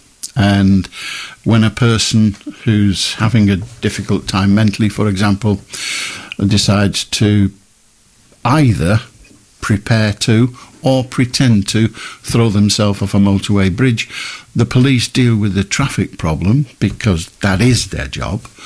But dealing with the person on the bridge is a very skilled job, and it's not one that police officers are generally trained for. So I agree in one way with them saying, well, we're not going, and that might cause the health services to find a way of doing it themselves, because that's whose responsibility it is, but our health services are in such a god-awful mess and so underfunded, it kind of gets very, very difficult for them to do. So what will happen to those people having a mental health interlude is frankly anybody's guess. Could you just imagine if there's somebody having a terrible time and a crime of itself is not being committed, what happens to those people around the individual? Maybe relatives, maybe neighbours, maybe friends, maybe strangers. What happens? How do they have to deal with it? And you know, it's difficult. The police go out, they go and deal with the individual, and all they have at their disposal, the only tools they have, is to take them into custody and put them in a cell, which is most certainly not the best way for that person to be treated. But you know, this isn't. I'm happy to criticise the cops all day long, but on this occasion, in sentiment, it's easy to agree with them and say it isn't their job, they shouldn't be doing it. But in the end, they have become the service of last resort, haven't they? Which is wrong. Who do we blame? Well, we blame those who won't fund mental health services, which in the end, I have to say, is you and me and every other taxpayer and voter.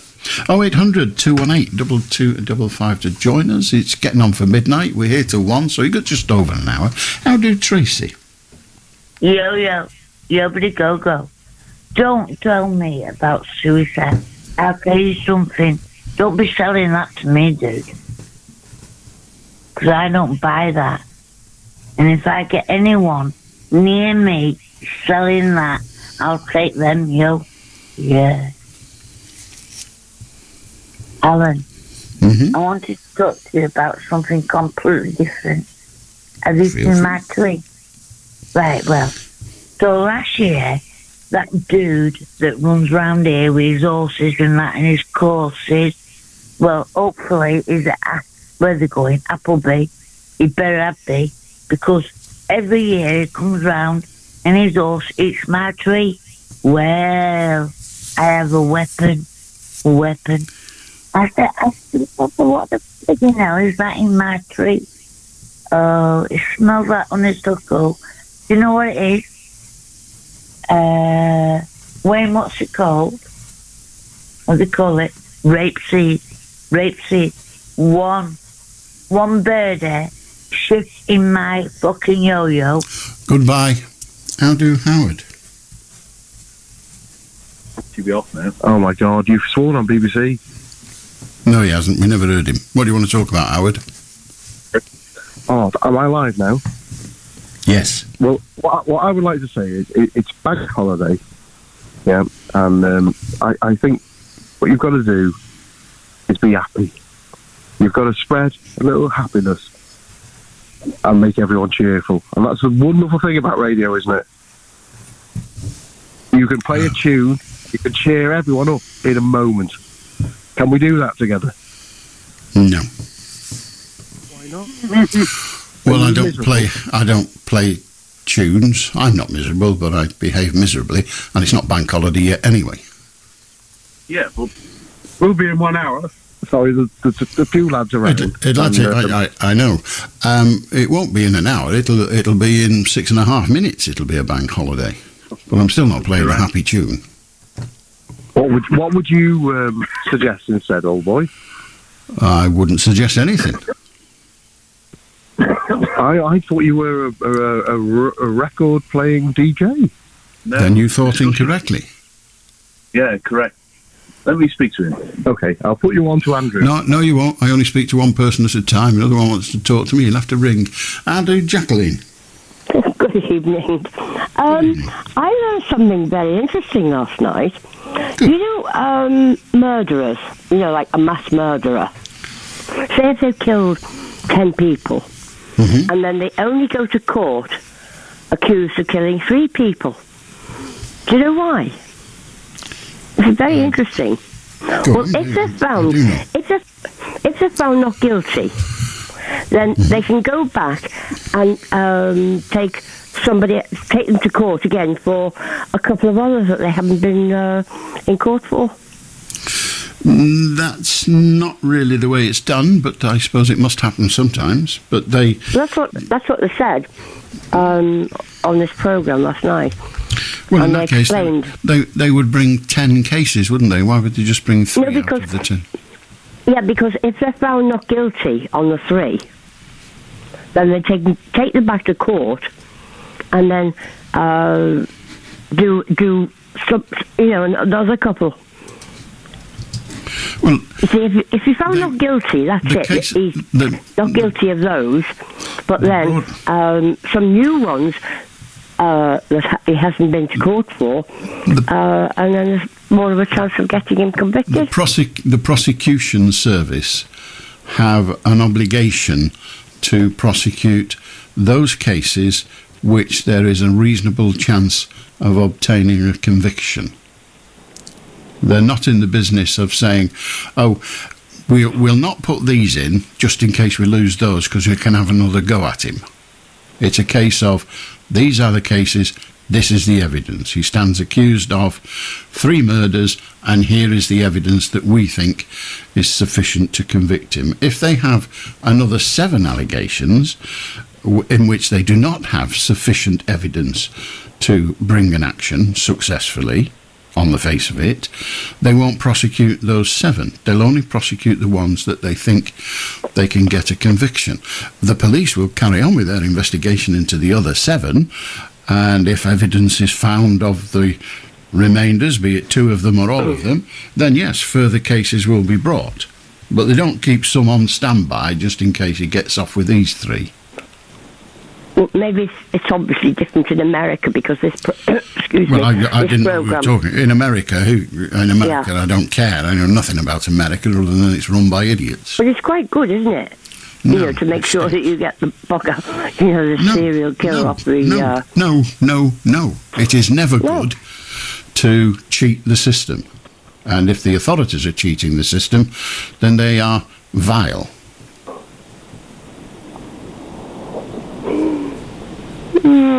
Depends if somebody's killed 10 people.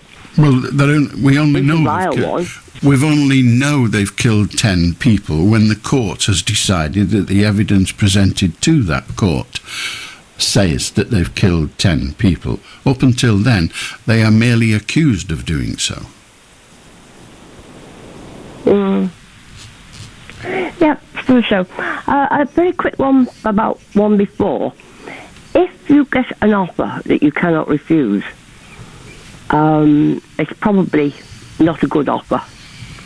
However, if somebody's got something that, I bought this and I can't use it, it's too complicated, well, ask to see the invoice. And then you know it's pucker. Well, indeed, providing the invoice is not a forgery, yes. Because it's wicked what some people do, isn't it? It is. Just to earn a couple of bob, a lot of bob. Somebody's in a very bad position, and they lose all their money. Anyway, that's all I wanted to say. Okay, thank you very much. I'll do Michael. All right, Al. Indeed. Hello, can you hear me, Al? My name is Allan, but yes. Yeah, well, it's all right. It's only abbreviated, that, isn't it, Al? You mustn't. So's Mick. Bye, Mick. I'll do what I like. Bye, Mick. 0800 218 2255. You want to join us? You can. Pick up your phone. Have your say. While we listen to 0800 218 2255. Getting on for 3 minutes past midnight. So it now is a bank holiday after all that confusion about 5 minutes ago. The confusion is now alleviated by the fact that time, as it does in its own sweet way, has moved on. How do Andy? Hello. Hello. Hello. Hello, Alan. Indeed. Oh. Bit of nostalgia here, because the last time I heard your name was many, many years ago when my ex-girlfriend's mother used to play you on a Saturday morning religiously. She loved you. She thought you were 8. On a Saturday morning? You're Saturday or a Sunday. I was always there on the weekend. Is that right? Have I imagined it? I have no idea. I did do Saturday breakfast at Radio Manchester for a little while, about 2 years, I suppose. I worked on a programme on a Sunday morning on a commercial radio station before that. Anyway, so who knows? Anyway, do progress. Well, my point is that they were the halcyon days. The 80s were just fantastic for music, but everything else as well. I mean, I know, controversially, without getting into politics, it was very divisive era. But music-wise, and just the whole ability to just enjoy what was going on around you, it was just a fantastic time. Do you agree? Well, I had a great time, but then I tend to have a great time anyway. Music-wise, I'm a 60s lad, so for me the halcyon days in popular music were the 60s, I suppose. But okay. That's a generational thing, isn't it? I mean, my father would have loved the music of his generation and said of the Beatles and the Rolling Stones at some point, I'm sure, good God, what is this noise? So that's how we all are. Indeed. Well, I think that the variety that the 80s provided, from sort of electronic music right through to really good rock and roll, and it was just perfect in every way. But the point I was going to try and make was that Tina Turner actually, even though she existed from the late 50s through to the 60s with Ike and Tina, she actually became iconic in the 80s. Yeah. And I went to see her in the 90s, and I know there's a lot of people probably saying, oh, I love Tina Turner. I saw her live, and I just thought she was amazing. She was a real entertainer, fantastic performer, and I just wanted to pay my respects and say what an amazing lady she was in many ways. Yeah, she was I've never seen her live, so I can't say, but she had a great voice, used it well, and I'm told was regarded by a lot of in that way that Elton John seems to help people who are coming into the business and gets them, encourages them and brings them on. And apparently she also did that, was quite generous with her time for youngsters, it seems. How true it is, as I say, I don't know. Did you ever see when she made a film about her life story, and it was really quite sad in parts. Yeah, and it's quite emotional. No, but I didn't. She was a wonderful mother. Oh. Yeah, but she was a wonderful mother, and through everything she did, she was even though she's a worldwide performer, she was a number one first class mother. So I think what you're saying about the bringing on other acts and trying to encourage people, it's probably right, because she was a mother amongst all of her other talents.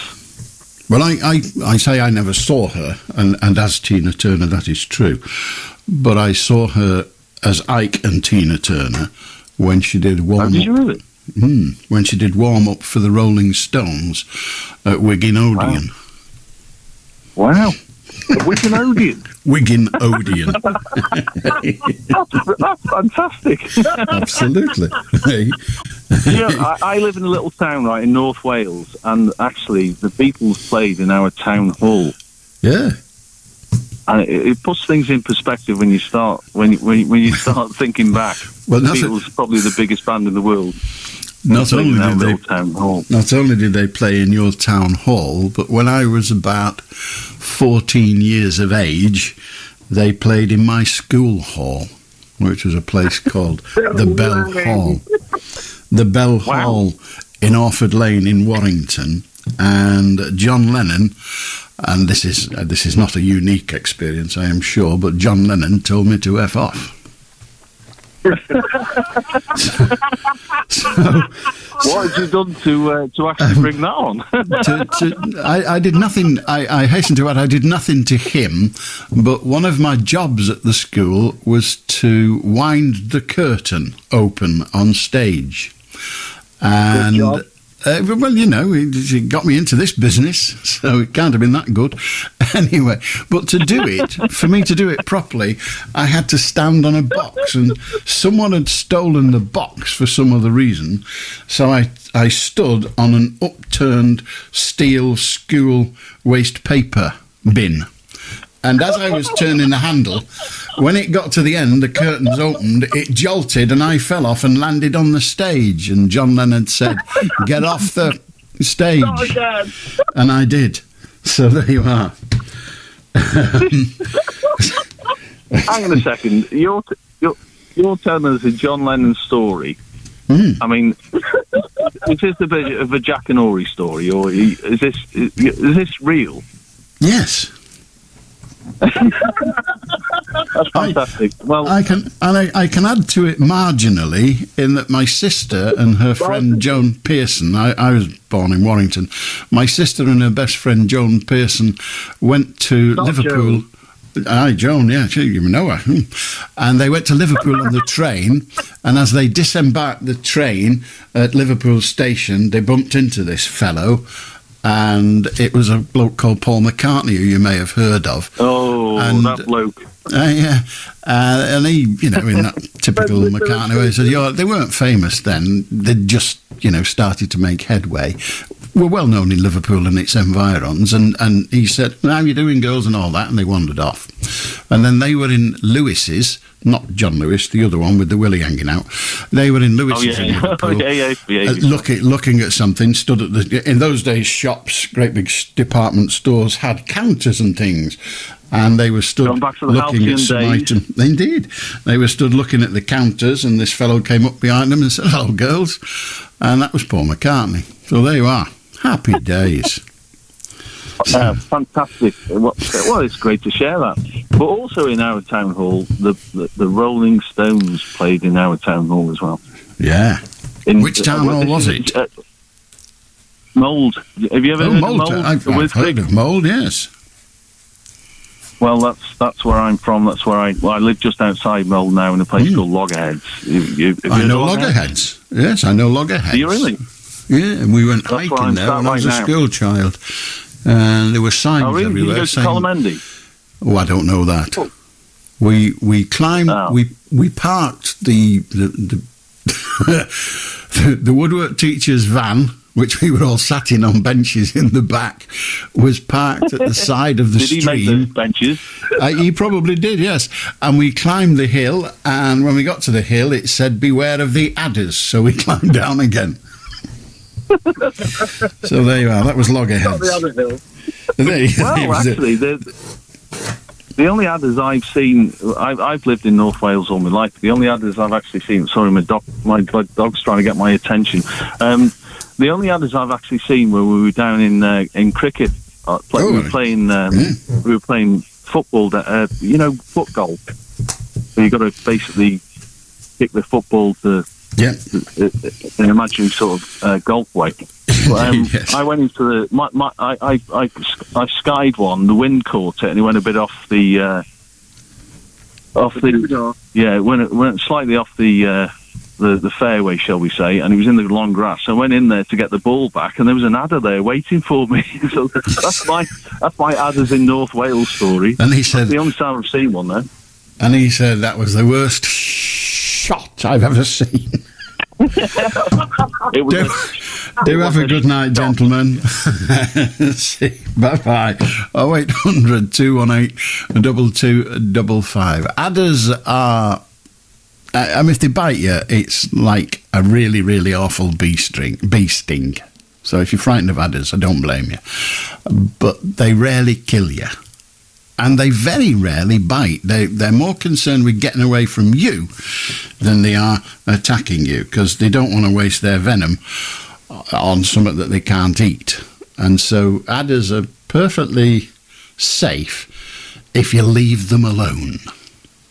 That's what I'm told. I've read it in books. I've only ever encountered one that I wanted to move from where it was, and that was a house we were staying in Pembrokeshire, with a little stone wall surrounding the house, only about a foot high, and where the mortar would be in the stones, there was an adder asleep. in a sort of wiggly pattern. And I thought, that's not... I'm not going to sit here having a cup of tea with that beggar there, so I'm going to shift it. And I got a walking stick, which was in the house we rented, and I poked at the middle of it. The walking stick was about a yard long, and my arm's about 2.5 feet long, so I was a fair distance away. And it turned its head and went... and I must have jumped about 30 foot in the air, according to my wife. And then it came out of its little crevice and sleeked off into the undergrowth. So that's the nearest encounter, and I don't want another. Yeah. How do Dean? Oh, hiya, Alan. You okay? I'm very well, thank you. Right, well, second time caller. Yeah, it was just a question, right? I wanted to, because that woman she asked about what the British media is like, on the radio and what have you.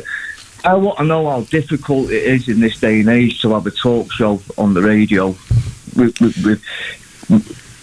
without not being politically correct or losing your job, because it must be very hard. Well, it's what I do for a living, so being a bus driver is hard. It's not as free, for want of a better expression, but you can discuss... I mean, we do. We discuss things around racism and sexism, on the other isms, and it's part of my role as I perceive it. Others may see it differently. It's part of my role to have those conversations when a person wants them, but to do so without causing serious offence to the people that we're discussing. So if somebody came on... How difficult is that? It's not difficult in that I always have the choice of saying, I'm not prepared to do this, and get rid of them, cut them off. So it's not difficult in that sense. The difficulty, if there be one, is to steer the person who is entitled to their view, however abhorrent others might find it, to steer them to a way of discussing their view as a discourse about it, rather than a screaming match with it. So somebody comes on and uses words that I don't want on the radio, I just say, sorry, goodbye. And eventually people learn the process. Yeah, I understand that, but do you think it's becoming a dying breed, talk shows on the radio, through people worried about offending somebody? Even do you understand where I'm coming from? Do you think it's almost like it's like walking through a minefield, in the sense that you could just say something which you have no intention of offending anybody, but someone will find they've been offended by? Well, I came to terms a long, long time ago that people have a right to be offended, but then people have the right to say things that will offend, providing the language used is not of itself offensive. So... Well, it doesn't... Yeah. Go on, please. Sorry. No, but it just... I just feel as though that it's people are very easily offended, and it must affect discussions and people, people who have had good talk shows over the years on the radio, where they just won't even attempt to do it anymore, or they've lost their jobs through it by just offending somebody with absolutely no intention of offending anybody. If you understand. The first thing is, the presenter, me, has a job to do, and that job is to listen to what the people who call are saying, and to monitor what they're saying from a number of different standpoints. About, you say, a person can come on here and be as partisan politically as they choose, but I can't and don't want to be. A person can come on here and say things which others might be offended by. If I think what they're saying will hurt somebody, I won't allow them to carry on. But if it'll just cause somebody to be offended, I'm not going to say any of the phrases that could be seen as offensive. Then so be it. I'm sorry, but if you're frightened of being offended by something that's said on this programme, turn it off. Because it is, insofar as it can be, it is a free discussion programme. All I will say to you, Alan, I commend you, because I think that you must have some kind of cut-off point in your own mind for knowing when not to say something, or that's not the wrong thing to say. That is the wrong thing to say, and I do commend you on that, because it sometimes must be very difficult. Don't just commend me, but there are people in the team who have a say, and Jason, who if you now said the F word, for example, or the N word, or something ghastly like that, and I didn't hear it, it wouldn't matter. He'd still cut you off. So it's not just me. There's a team here, and also the BBC. And others, because commercial radio have it as well. The BBC take risks. I've been fortunate in that a series of managers have been prepared to take the risk of me and the team doing this programme. And it involves a risk. It involves a risk. Now, in commercial radio, the risk is less, because commercial radio have a delay system. And we don't. Right. So when I did a programme similar to this in Newcastle and in Melbourne, now and into it, because they no. That's what I'm saying. You have to. You can. I don't know if it's respect. They buy a product, and the product is a mouthy little git from Warrington. That's the product they buy. And at some point they'll we already know that at some point they're not going to buy it anymore, but then I'm at the wrong end of my career to argue with that. But others have done it as well. It's a different world than it was. Yeah. But it's a lot of presenters of this kind of programme forget that there are still, I won't call them rules, but there are still mores, customs and the like that we ought to respect. And you can sat in this chair, you can get carried away with your own importance very, very easily. And the moment you do that, you step into very difficult territory. Not because of your opinions, but I mean, there was a case in point years ago. This is 25 years ago. The N-word became totally and utterly unacceptable, and a number of presenters around the country said, "Well, and there's some sense in this. It's just a word. It's just another word. It's an offensive word, but it's just a word."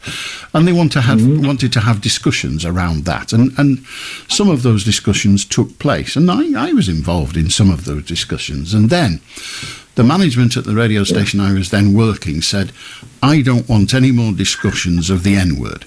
We've all said, everyone that's got an opinion has said it. We don't want to hear it anymore." And we were all told categorically, somebody comes on, uses that word, get them off, because the world has moved on. And it had. And I'd made that decision a lot earlier than that, but this was a decision. And a colleague of mine carried on and allowed somebody to have that discussion, and came off the radio and was told to clear his desk and go home, because we don't discuss that word anymore, and if somebody uses it, gone. And it's and that's a word that is unacceptable day or night. Now, at 9 o'clock in the morning, if somebody used the F word, they'd be gone. We sometimes hear the F word, and it's just someone that's very agitated and they say it, and we pull them up and say, "Please don't use that word again." If they do, they're gone. And sometimes they just use it and we get rid of them. It's a judgment. The people listening late at night. I just feel... Sorry, I don't even know the answer to this, but I feel that, like, let's just take it back, like 15, like you say, 15 years, 20 years. I just feel as though that it's less and less talk shows, and I just feel as though sometimes the reason may be that it's too much of a dodgy business, you know, like in the sense that you could just slip up and just say the wrong thing, and then there's that many people with that many views in this day and age that you know, like you say, clear your desk, you're off. You know what I mean? And it just seems like you're becoming like a dying breed. Well, they've been dying for a long time. They've had their day. Everything. When I first did a late night, I did one in Newcastle upon Tyne, and then I moved to Preston, and I did a daytime programme then, and then we started a late night phoning. And one of my colleagues said to me, well, it's very good, it's fantastic fun, but I'll give it 2 years. That was 42 years ago. No, yeah. So it was always going to be the end. And there are radio stations that have established themselves as all talk, and they are. But it's had its day, and it will have its day again. But it's like, you know, people talk frank about things and get things off the chest, and create discussions, and the radio's a great place to do it. But it's just become less and less, in my opinion. I might be wrong, but it just seems to become less and less of. And I don't think it's something that will die out. It's something where people want to discuss things about anything, and have a discussion about it. So I just, you know, I just feel that maybe people are scared of actually having these shows, you know, or not allowed. Some managements are. Some managements are afraid. I can understand why commercial radio station managers are afraid, because when I first started doing one late night in Preston, the advertisers, because it was a commercial radio station, the advertisers said, we don't want our advertisements in that programme, thank you very much. And our boss said, fine, don't. And 6 months later, when the programme had got a very large audience and was doing awfully well, they were begging to be in the programme. Yes. And our boss said, well, you're going to have to pay an awful lot of money. You could have stayed in when it was cheap, but now it costs the same as breakfast if you want it. So it's a commercial decision. Well, I think some people listen to controversial stuff, don't they? You know what I mean? Yeah. I think, like, a bit controversy, like, you know, it peps up the conversation, doesn't it? But it's just too many restrictions. In my opinion, I think there's too many restrictions, which will stop the people talking the absolute truth about things. And I understand about using, you know, racist and offensive words, and I'm not talking about anything like that. But I'm just talking about just speaking freely about the way you feel, you know, and sometimes you even just the way you feel in everyday life and the way you're going about business can still offend people, and just I just think my attitude to that is, if what is being spoken about is a perfectly legitimate subject and it offends somebody because of the subject and not because of some of the words used, then tough, they'll just have to be offended. If they don't like it, they can turn the bloody thing off. Have a good night, Dane. How doing, Margerie? Hello, Alan. My concern is the Flying Scotsman. That is the train, the engine and the rest of the train, actually. It's at risk of being forced off the main line because there are demands that modern door locks are fitted, and this is so that passengers will not be opening doors when the platform is too short. Now, these are all chartered trips on the Flying Scotsman, as far as I can remember. But my dad was a railwayman. He was a shunter. I was born in 1942, and my brother arrived 5 years later. If we weren't travelling around Widnes, we went everywhere on the train, for obvious reasons. Our knowledge about what we should and shouldn't do was incredible. I realised afterwards it was probably because my father couldn't stand the shame of if one of his children was killed on the railway, because he'd got it wrong. But he was so particular, and I don't mean spoiling fun. He just made it clear what was and what was not acceptable. And the result of that, and us doing what we were told when we were told to do it, we could go into the marshalling yard when my dad was on the right shift on 210 in the summer, and used to get rides on footplates. And if we hadn't, we shouldn't have been there. But we did what we were told to do when we were told to do it, and didn't put anybody else in danger, because that was the other thing. You do not do anything that puts anybody else in danger.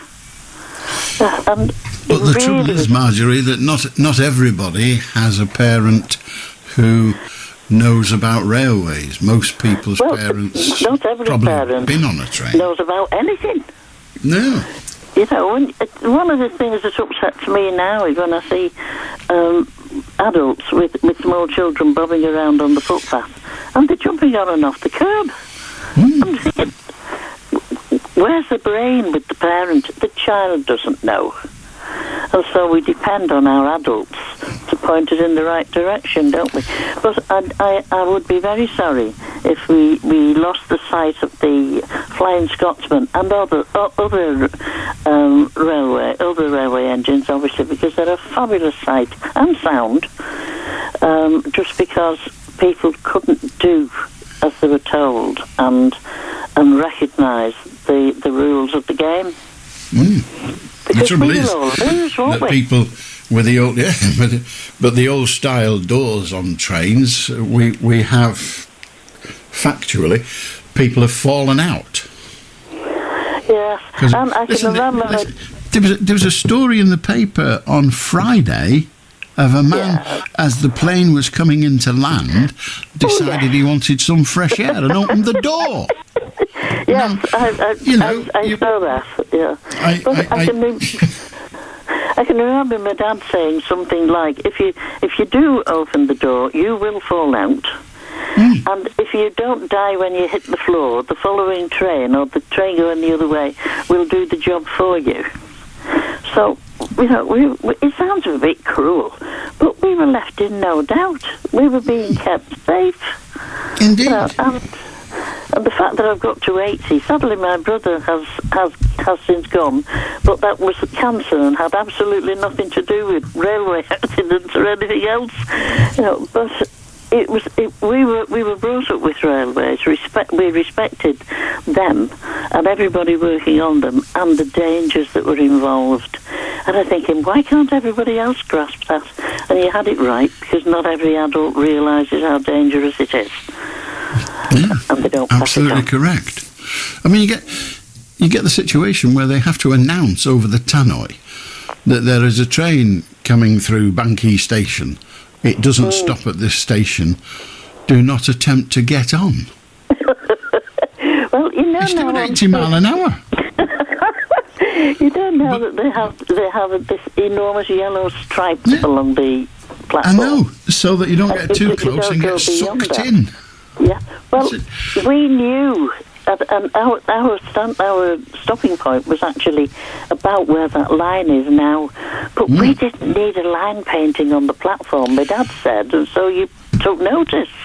You know, you've no idea, and I know you don't believe in God, but you've no idea how many times I thank God for the parents my brother and I got.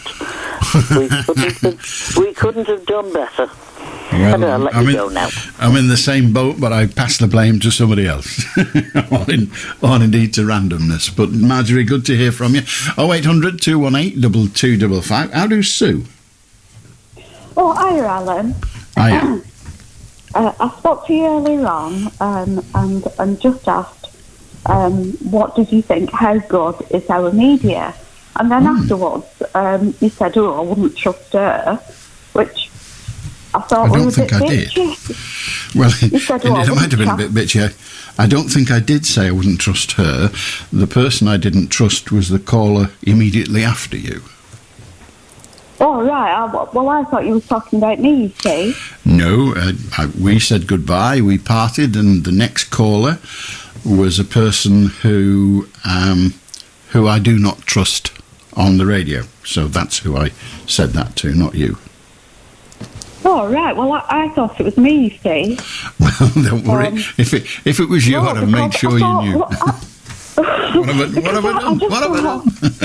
Yeah, well, that's what I thought. I thought I've asked a real question. I thought, well, what is this to trust anyway? You know. No, indeed. Because I was asking something. I wasn't sort of telling something. Or, no, you were perfectly fine. It wasn't you that the person came on, and I thought, oh, I know this person, and I know what she did last time I let her speak, and I'm not letting her speak again. So. Oh, right. Well, that's simply a misunderstanding. That's then, all right. You know? Indeed. But it was. But I mean, while we're on, I mean, what do you think about our media? If it's a bit of a warm night, can we still speak about it? Well, you can if you wish, yes. But the most I think about our media is that it has given me a very good life, and I'm grateful to it. But please, can I ask you? Do you think? You know, that's what I was talking about earlier on. I was talking about LBC and Radio 5 Live. Now, a lot of what I listen to, I just think, are they just simply stirring the pot and pitting people against one another? That's what I'm asking.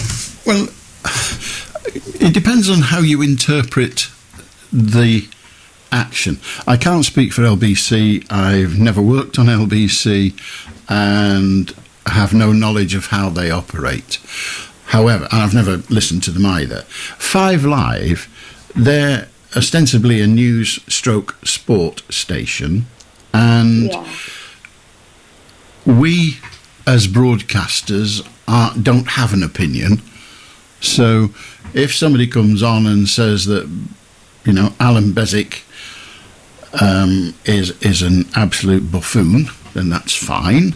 I'm not if I'm the presenter, but somebody comes on and says this bloke called Allan Beswick, who's the MP for Crapville, is a buffoon, then that's meaningless on its own. So what we need to do is to allow somebody then to say, well, actually, he's done this as the MP, and he's done that as the MP, and he's actually quite a decent bloke. And so you're seeking to get both sides of the equation represented. And that sometimes does look like you are pitting people against each other.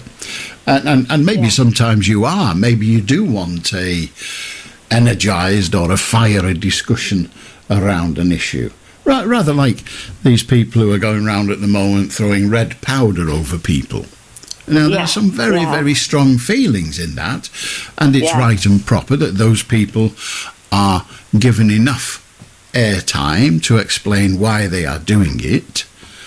But it's also right and proper that you give enough time to people saying, well, you shouldn't damn well be doing it, and this is what should happen to you. So it's that kind of, you're not actually pitting people against one another, you're covering both sides of the discourse. You see, I heard, and I'm a bit rubbish with stuff like this, but I heard Andrew Marr do an hour on LBC the other night, and he was talking. He was interviewing chap about AI, which seems to be a big thing. You know, you must know that this seems to be a big thing in the media, and I've never heard anything like it. That had to be one of the most informative interviews I've ever heard, and I thought, I wish we could have more stuff like that instead of just, do you know what I mean, stirring the pot. Well, if that makes sense. Well, sometimes. Do you get what I mean, Alan? Yes, I got what you meant last time. Sometimes you want to do an interview where you get information from those that have it about the subject in question in order to inform the audience so that they know what is going on or what is being said or alleged, and that's that. Yeah. Other times you want to debate around a specific subject, controversial or otherwise.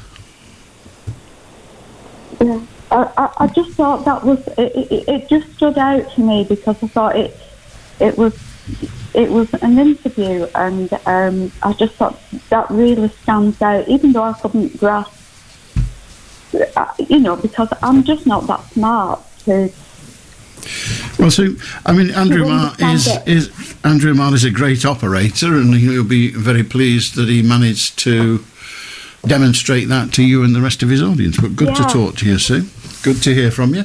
0800 218 2255. You've time to join us if you wish. We're going to talk to William and to Andy very I remember that record. It was on telly saying to get your telly set for the changeover. That song. It used to come on, didn't it, on the telly? Get ready for your changeover. I don't remember it. I'm sure you're right, but I don't remember it. Yeah, but the record, was it done by Nielsen, that? Nielsen, yeah. Yeah, but I'm sure that at one time, years and years ago, that record, it was like an advert on the telly saying, get ready for your changeover on the telly, because it was like, if you didn't have a box thing or something. I think that it was something to do with that. Anyway, what I phoned up for, something saying about the Flying Scotsman. The lady was talking about it earlier, yes. Yeah, well, apparently on the 9th of March this year, they celebrated it by 100 years. Wow. The Flying Scotsman. And apparently, they're doing a tour around Great Britain where the Flying Scotsman is calling at different places around the country. Right. Stopping at different stops. Sort of, in April they're stopping Bristol to Plymouth, Keighley, and Westwood Valley, Railway, June, Paddington and Cardiff, and in June again it's Euston, Chester and return, and Victoria and Portsmouth. And returns. Well, isn't that kind of what it does now? I mean, it's not in service in the normal sense anymore, is it? It is a sort of touristy train. Yeah, that's it's stopping at different places around the country to celebrate 100 years. Yeah. I thought I'd phone up and mention it because the woman might be interested in that. Yes, she may, and others might. So thank you very much, William. Yeah, and it goes up to about August. So it's every month from now till August. It stops at different places around the country.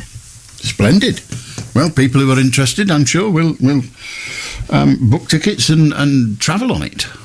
I never quite understood it sitting there. Trains are just things to get you from A to B, aren't they? Really? Yeah. All right. That's all I wanted to say anyway. Okay, smashing. Thank you, William. Thank you very much. 0800 218 2255. It's getting on for 1:45. We finish at 1, so if you want to join us, better get a wriggle. I'll do Andy. Hi, Al. Are you okay, kid? I'm very well, thank you. Hey, my favourite DJ, I've been listening to you for years, so I've listened to Mark Jones. Do you remember Mark Jones on Radio City? At Radio City, I do, yes. Long time ago. And Dave Lincoln. Yes, Dave. Yeah. So anyway, what I wanted to talk about is Everton. Everton come close to going down today, didn't they? Yes, they survived by the skin of their teeth, I think is a fair expression. Yeah. So, I I went really. Normally, a few years ago, I wish Everton all the best, but my daughter had this boyfriend who was a bit of blue, and like, took it too far, and like, he used to sing Hillsborough songs and that, so I just wanted everything to go. I wanted everything to go down tonight. Why? Because your daughter's ex-boyfriend? Yeah, it's a bit sad, isn't it? Well, it doesn't matter what the reason is. If that's what you wanted, well, you're now disappointed. No, but I'm saying that normally I went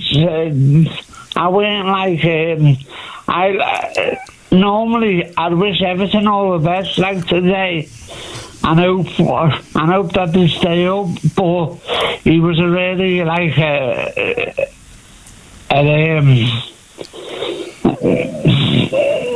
a bit of blue, if you know what I mean. Mm-hmm.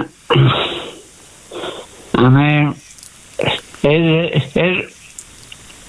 it'd be that interested in football, are you? It's not something I'm that bothered about, no. How's your rugby team doing then? I don't really have a team. Warrington is where I'm from, and the rugby league team, Warrington, seem to be doing quite well. But I don't really have a team. It's the game I like. I'm not a supporter. I'm someone that likes the game. No. I used to be with a girl who's from St Helens, and she used to go to St Helens. How was St Helens doing? I don't know. Don't you know? No, I don't pay much heed to that sort of stuff. Okay, Al. It's been nice speaking to you. And as I say, I've been listening to you for the last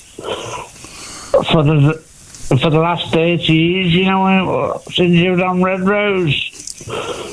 Oh wow, that's a lot. That's more than 30 years. That's more than 40 years. But yeah, long time ago. Is it? Is it? Aye. It is. Okay, I'll see you later, mate. Ta-ra. All right. Indeed, have a good night. 0800 218 2255. Yeah, that's rather disturbing to know, isn't it? It's more than 40 years. Crikey. I know. I've been at the BBC for 37. I mean, what have they done to deserve that? It must be something pretty terrible. 0800 218 2255. I was doing the newspapers earlier. I think I'll finish them off. There were a couple I never got to. For example, the Times front page. Poor maternity care left us in danger, say 1 in 4 mothers. That's a quarter of women having babies say that the poor care they received left them in danger. That is scary, isn't it? At work from home, not if there's a bot in the office. A bot, I presume, is a robot rather than an appreciation of somebody's bottom. But that's what it says on the front of the Times newspaper. You'll need to at least visit the newsstand and have a shufty to see what they mean. British police bid to stop migrants leaving Africa. Officers to work with Tunisia and Algeria and Italy warns that 400,000 will try to cross the Mediterranean. So British police working with Tunisia and the other country I mentioned to stop people leaving those countries to cross the Mediterranean so they can again work their way through Spain or France and eventually get to the north coast of France and come across on the boats, which, as I believe Suella Braverman has said, she's going to stop. So one of the ways she's going to stop them is by stopping them getting to the north of France in the first place, which, if she's successful, many people will be pleased. Daily Telegraph front page: price caps will create shortages. The Prime Minister has warned, or PM warned, I think he's not warned it, I think he's been warned, that if they do put a price cap on bread and milk and the like, then there'll be shortages, because the supermarkets say we can't make a profit on it, we're not bloody selling it. Drug denied to NHS patients, prolonged Lockerbie bomber's life.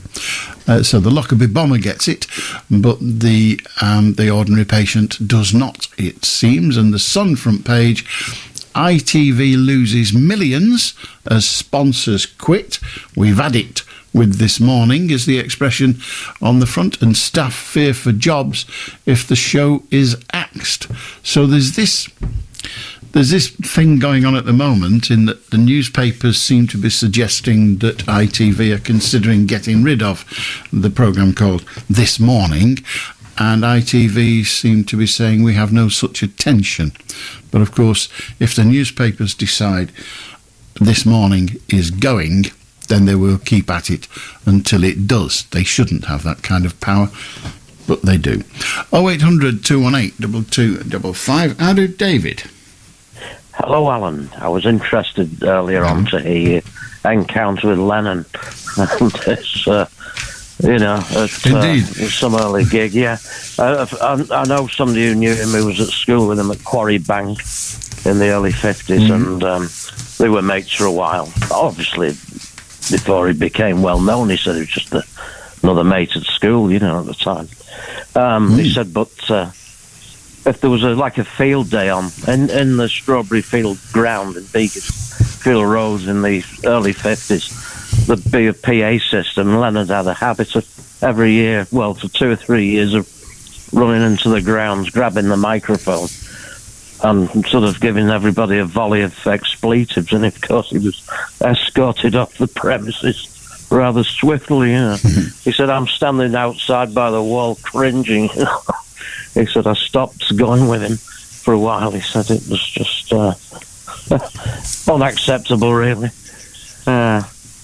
Quite a character. But and then the other thing you mentioned earlier was the Ford Popular car, which was quite a strange sort of car, really. I once drove one of those, and it had the windscreen wiper works off a little pipe that was connected to the carburettor, so the harder you accelerated, the slower the windscreen wiper went, which made overtaking in the rain fun. Mind you, I don't suppose you could overtake very much with a Ford Pop. Well, there wasn't much to overtake. There wasn't much to overtake, was there? The roads were virtually not really, Alan. Not really. Oh no, no. But when you see cars like that now, they look so small compared to you can. Yeah, I mean, you look at a lot of so-called family vehicles now. They're huge. These SUVs. I mean, they take up so much space. The average sort of car park now, some of them are over one of the white lines.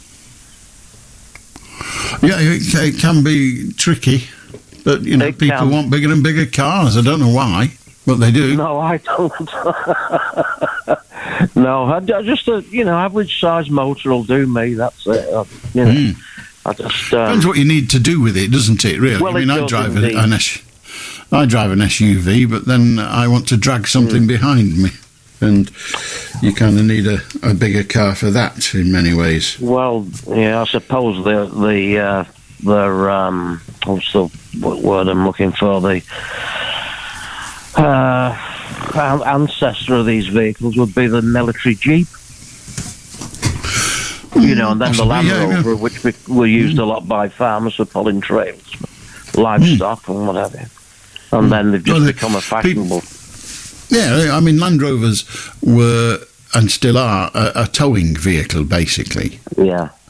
I mean, the Range Rover is slightly different in that it's just a big, comfortable beast, really. Yes, and so many of them are electric now. Yeah, lots of cars are electric. Mine's a hybrid, which is half one, half the other. Good compromise. Yeah. Yeah, well, I don't have anywhere to plug in a car, really. So no, it's a kind of can be a dilemma, that really. I understand. I don't. I've never had anything I could arrange it. I mean, my garage doesn't have electricity, but I could arrange it. If I could be asked. Well, it means digging a trench down the garden. Yeah. Or getting the trench dug. I wouldn't be doing it, obviously. No, well, and embarking on long journeys, you have to plan, I suppose, as well, with especially the full electric vehicle. Yeah. How do you find the hybrid generally? Is it pretty good, really? I like it. It's fine. I mean, you don't know it's a hybrid. Everything that happens, rather like it's under the bonnet. I don't get involved in that. No. I just aim it. Brilliant technology there. How one thing can switch smooth to the other, really. Yeah. Whatever next. I don't know. Hydrogen. Well, that's one of the things they're talking about, isn't it? They've found a way, or they appear to say they've found a way of rendering it less dangerous. It is a very inflammable and explosive material, is it not? But they seem to say they've solved that problem. I'm not quite sure how. We had a spell of cars using gas, didn't we? And we had instead of having petrol pumps, some stations would have LPG, gas pump. Well, yes, but they had gas pumps. But I've not seen one of those for a long time. No, I haven't. No, that seems to have disappeared, I think. But I mean, I used 3 or 4 different petrol stations just running around where I live, and I don't think I've noticed a gas pump there. Yeah, I knew where there was one, but I don't know if it's, I haven't taken notice whether it is still there or not. But with all these other things coming along now, it's probably, has gone for good, that one. But there is a price to pay, I think, for whatever we do. I mean, there is a friend of mine was talking about the extraction of is it lithium that's used for the batteries, the electric cars? Yeah. Well, extracting that from the sea floor, it's these things, they come at a price, unfortunately, and I don't know. Gas came at a price, as indeed did coal. It did. If we want those miners. These things, that's it. It's there, and such is life, David. We must move on. Good to talk to you. That's it for tonight. I'm back on Saturday night at 10 and on Sunday night at 10, and then I will be off for the remainder of June. It's the 4th and 5th next week. I will then be off for the remainder of June, and we'll be back on the 1st of July. I'm here next weekend and then off until the 1st of July, when I'm going gallivanting on holiday, and then from July, when I come back, we'll be continuing with this programme until, this programme with me at the helm of it, until at the very earliest, as it were, August. It may be beyond that, I don't yet know. If ever I find out, I'll tell you. But I'll be back Saturday night at 10. Till then, I hope you have a smashing week. I know I plan to. And if this weather carries on, it's going to be absolutely cracking, unless you rate it, and I don't. I've been Beswick. You've been brilliant. Till next Saturday at 10. Have a good one. Ta-da! BBC News at 1 o'clock. This is Annie Green. Turkey's President Recep Tayyip Erdogan has won another 5 years in power. With most of the votes counted, the country's electoral authorities say he is 6 percentage points ahead of his challenger, Kemal Kılıçdaroğlu. Addressing thousands of supporters in Ankara, he said he would build a strong economy and called for unity. Mr. Kılıçdaroğlu said the election was unfair and that the opposition would continue its fight to restore democracy. In this election, the will of the people to change an authoritarian regime emerged, despite all the pressures. We'll continue our struggle on all fronts. We'll continue to be at the forefront of this struggle until real democracy comes to our country. Öncüsü olmayı sürdüreceğiz. The government is facing a backlash from retailers over its plans to encourage supermarkets to impose voluntary price caps on food staples. Downing Street is understood to be drawing up plans to help with the rising cost of living. The former Cabinet Minister, Sir Robert Buckland, said the idea was unlikely to solve the current problems. Margins are actually quite tight for supermarkets at the moment. Is this actually going to solve the endemic issue underlying the cost of food, which relates to supply of raw materials and the cost of overheads like wages? That's what's affecting food producers at the moment, and there aren't any glib answers. ITV has confirmed that its programme This Morning will continue later today as normal, and there are no plans to axe it. The broadcaster has been facing questions about Philip Schofield's affair with a younger male colleague. He quit on Friday after admitting he had lied to his employers. A decorative planter urn placed at the grave of Dame Vivienne Westwood has gone missing. A florist has been visiting the grave in the Derbyshire village of Tinsel at the request of the late fashion designer's family. She says it was stolen sometime in the past 2 weeks. In football, Leicester City's 9-year stay in the Premier League has come to an end. They beat West Ham 2-1, but they drop into the Championship with Leeds and Southampton after Everton won 1-0 against Bournemouth. The Everton manager, Sean Dyche, described it as a horrible day and said there was a lot to do going forward. This is a start point. I said I've got to earn my Spurs as manager. This is a step towards that. I don't think I'm part of the fabric of Everton yet. I think I've got to earn that. We need players to re-earn that. Some have earned it, some have to re-earn it. Some have had quiet spells, some have had spells when people are questioning them. And that's what happens in football. Now we've got to go and re-earn it. So pre-season is going to be very, very important here. An urgent investigation has started into why part of the main canal in Venice has turned fluorescent green. Local authorities have collected water samples and are trying to work out who or what was behind it. It echoes recent episodes in Italy staged by environmental groups, but unlike previous cases, no activist group has come forward. BBC News, it's 3 minutes past.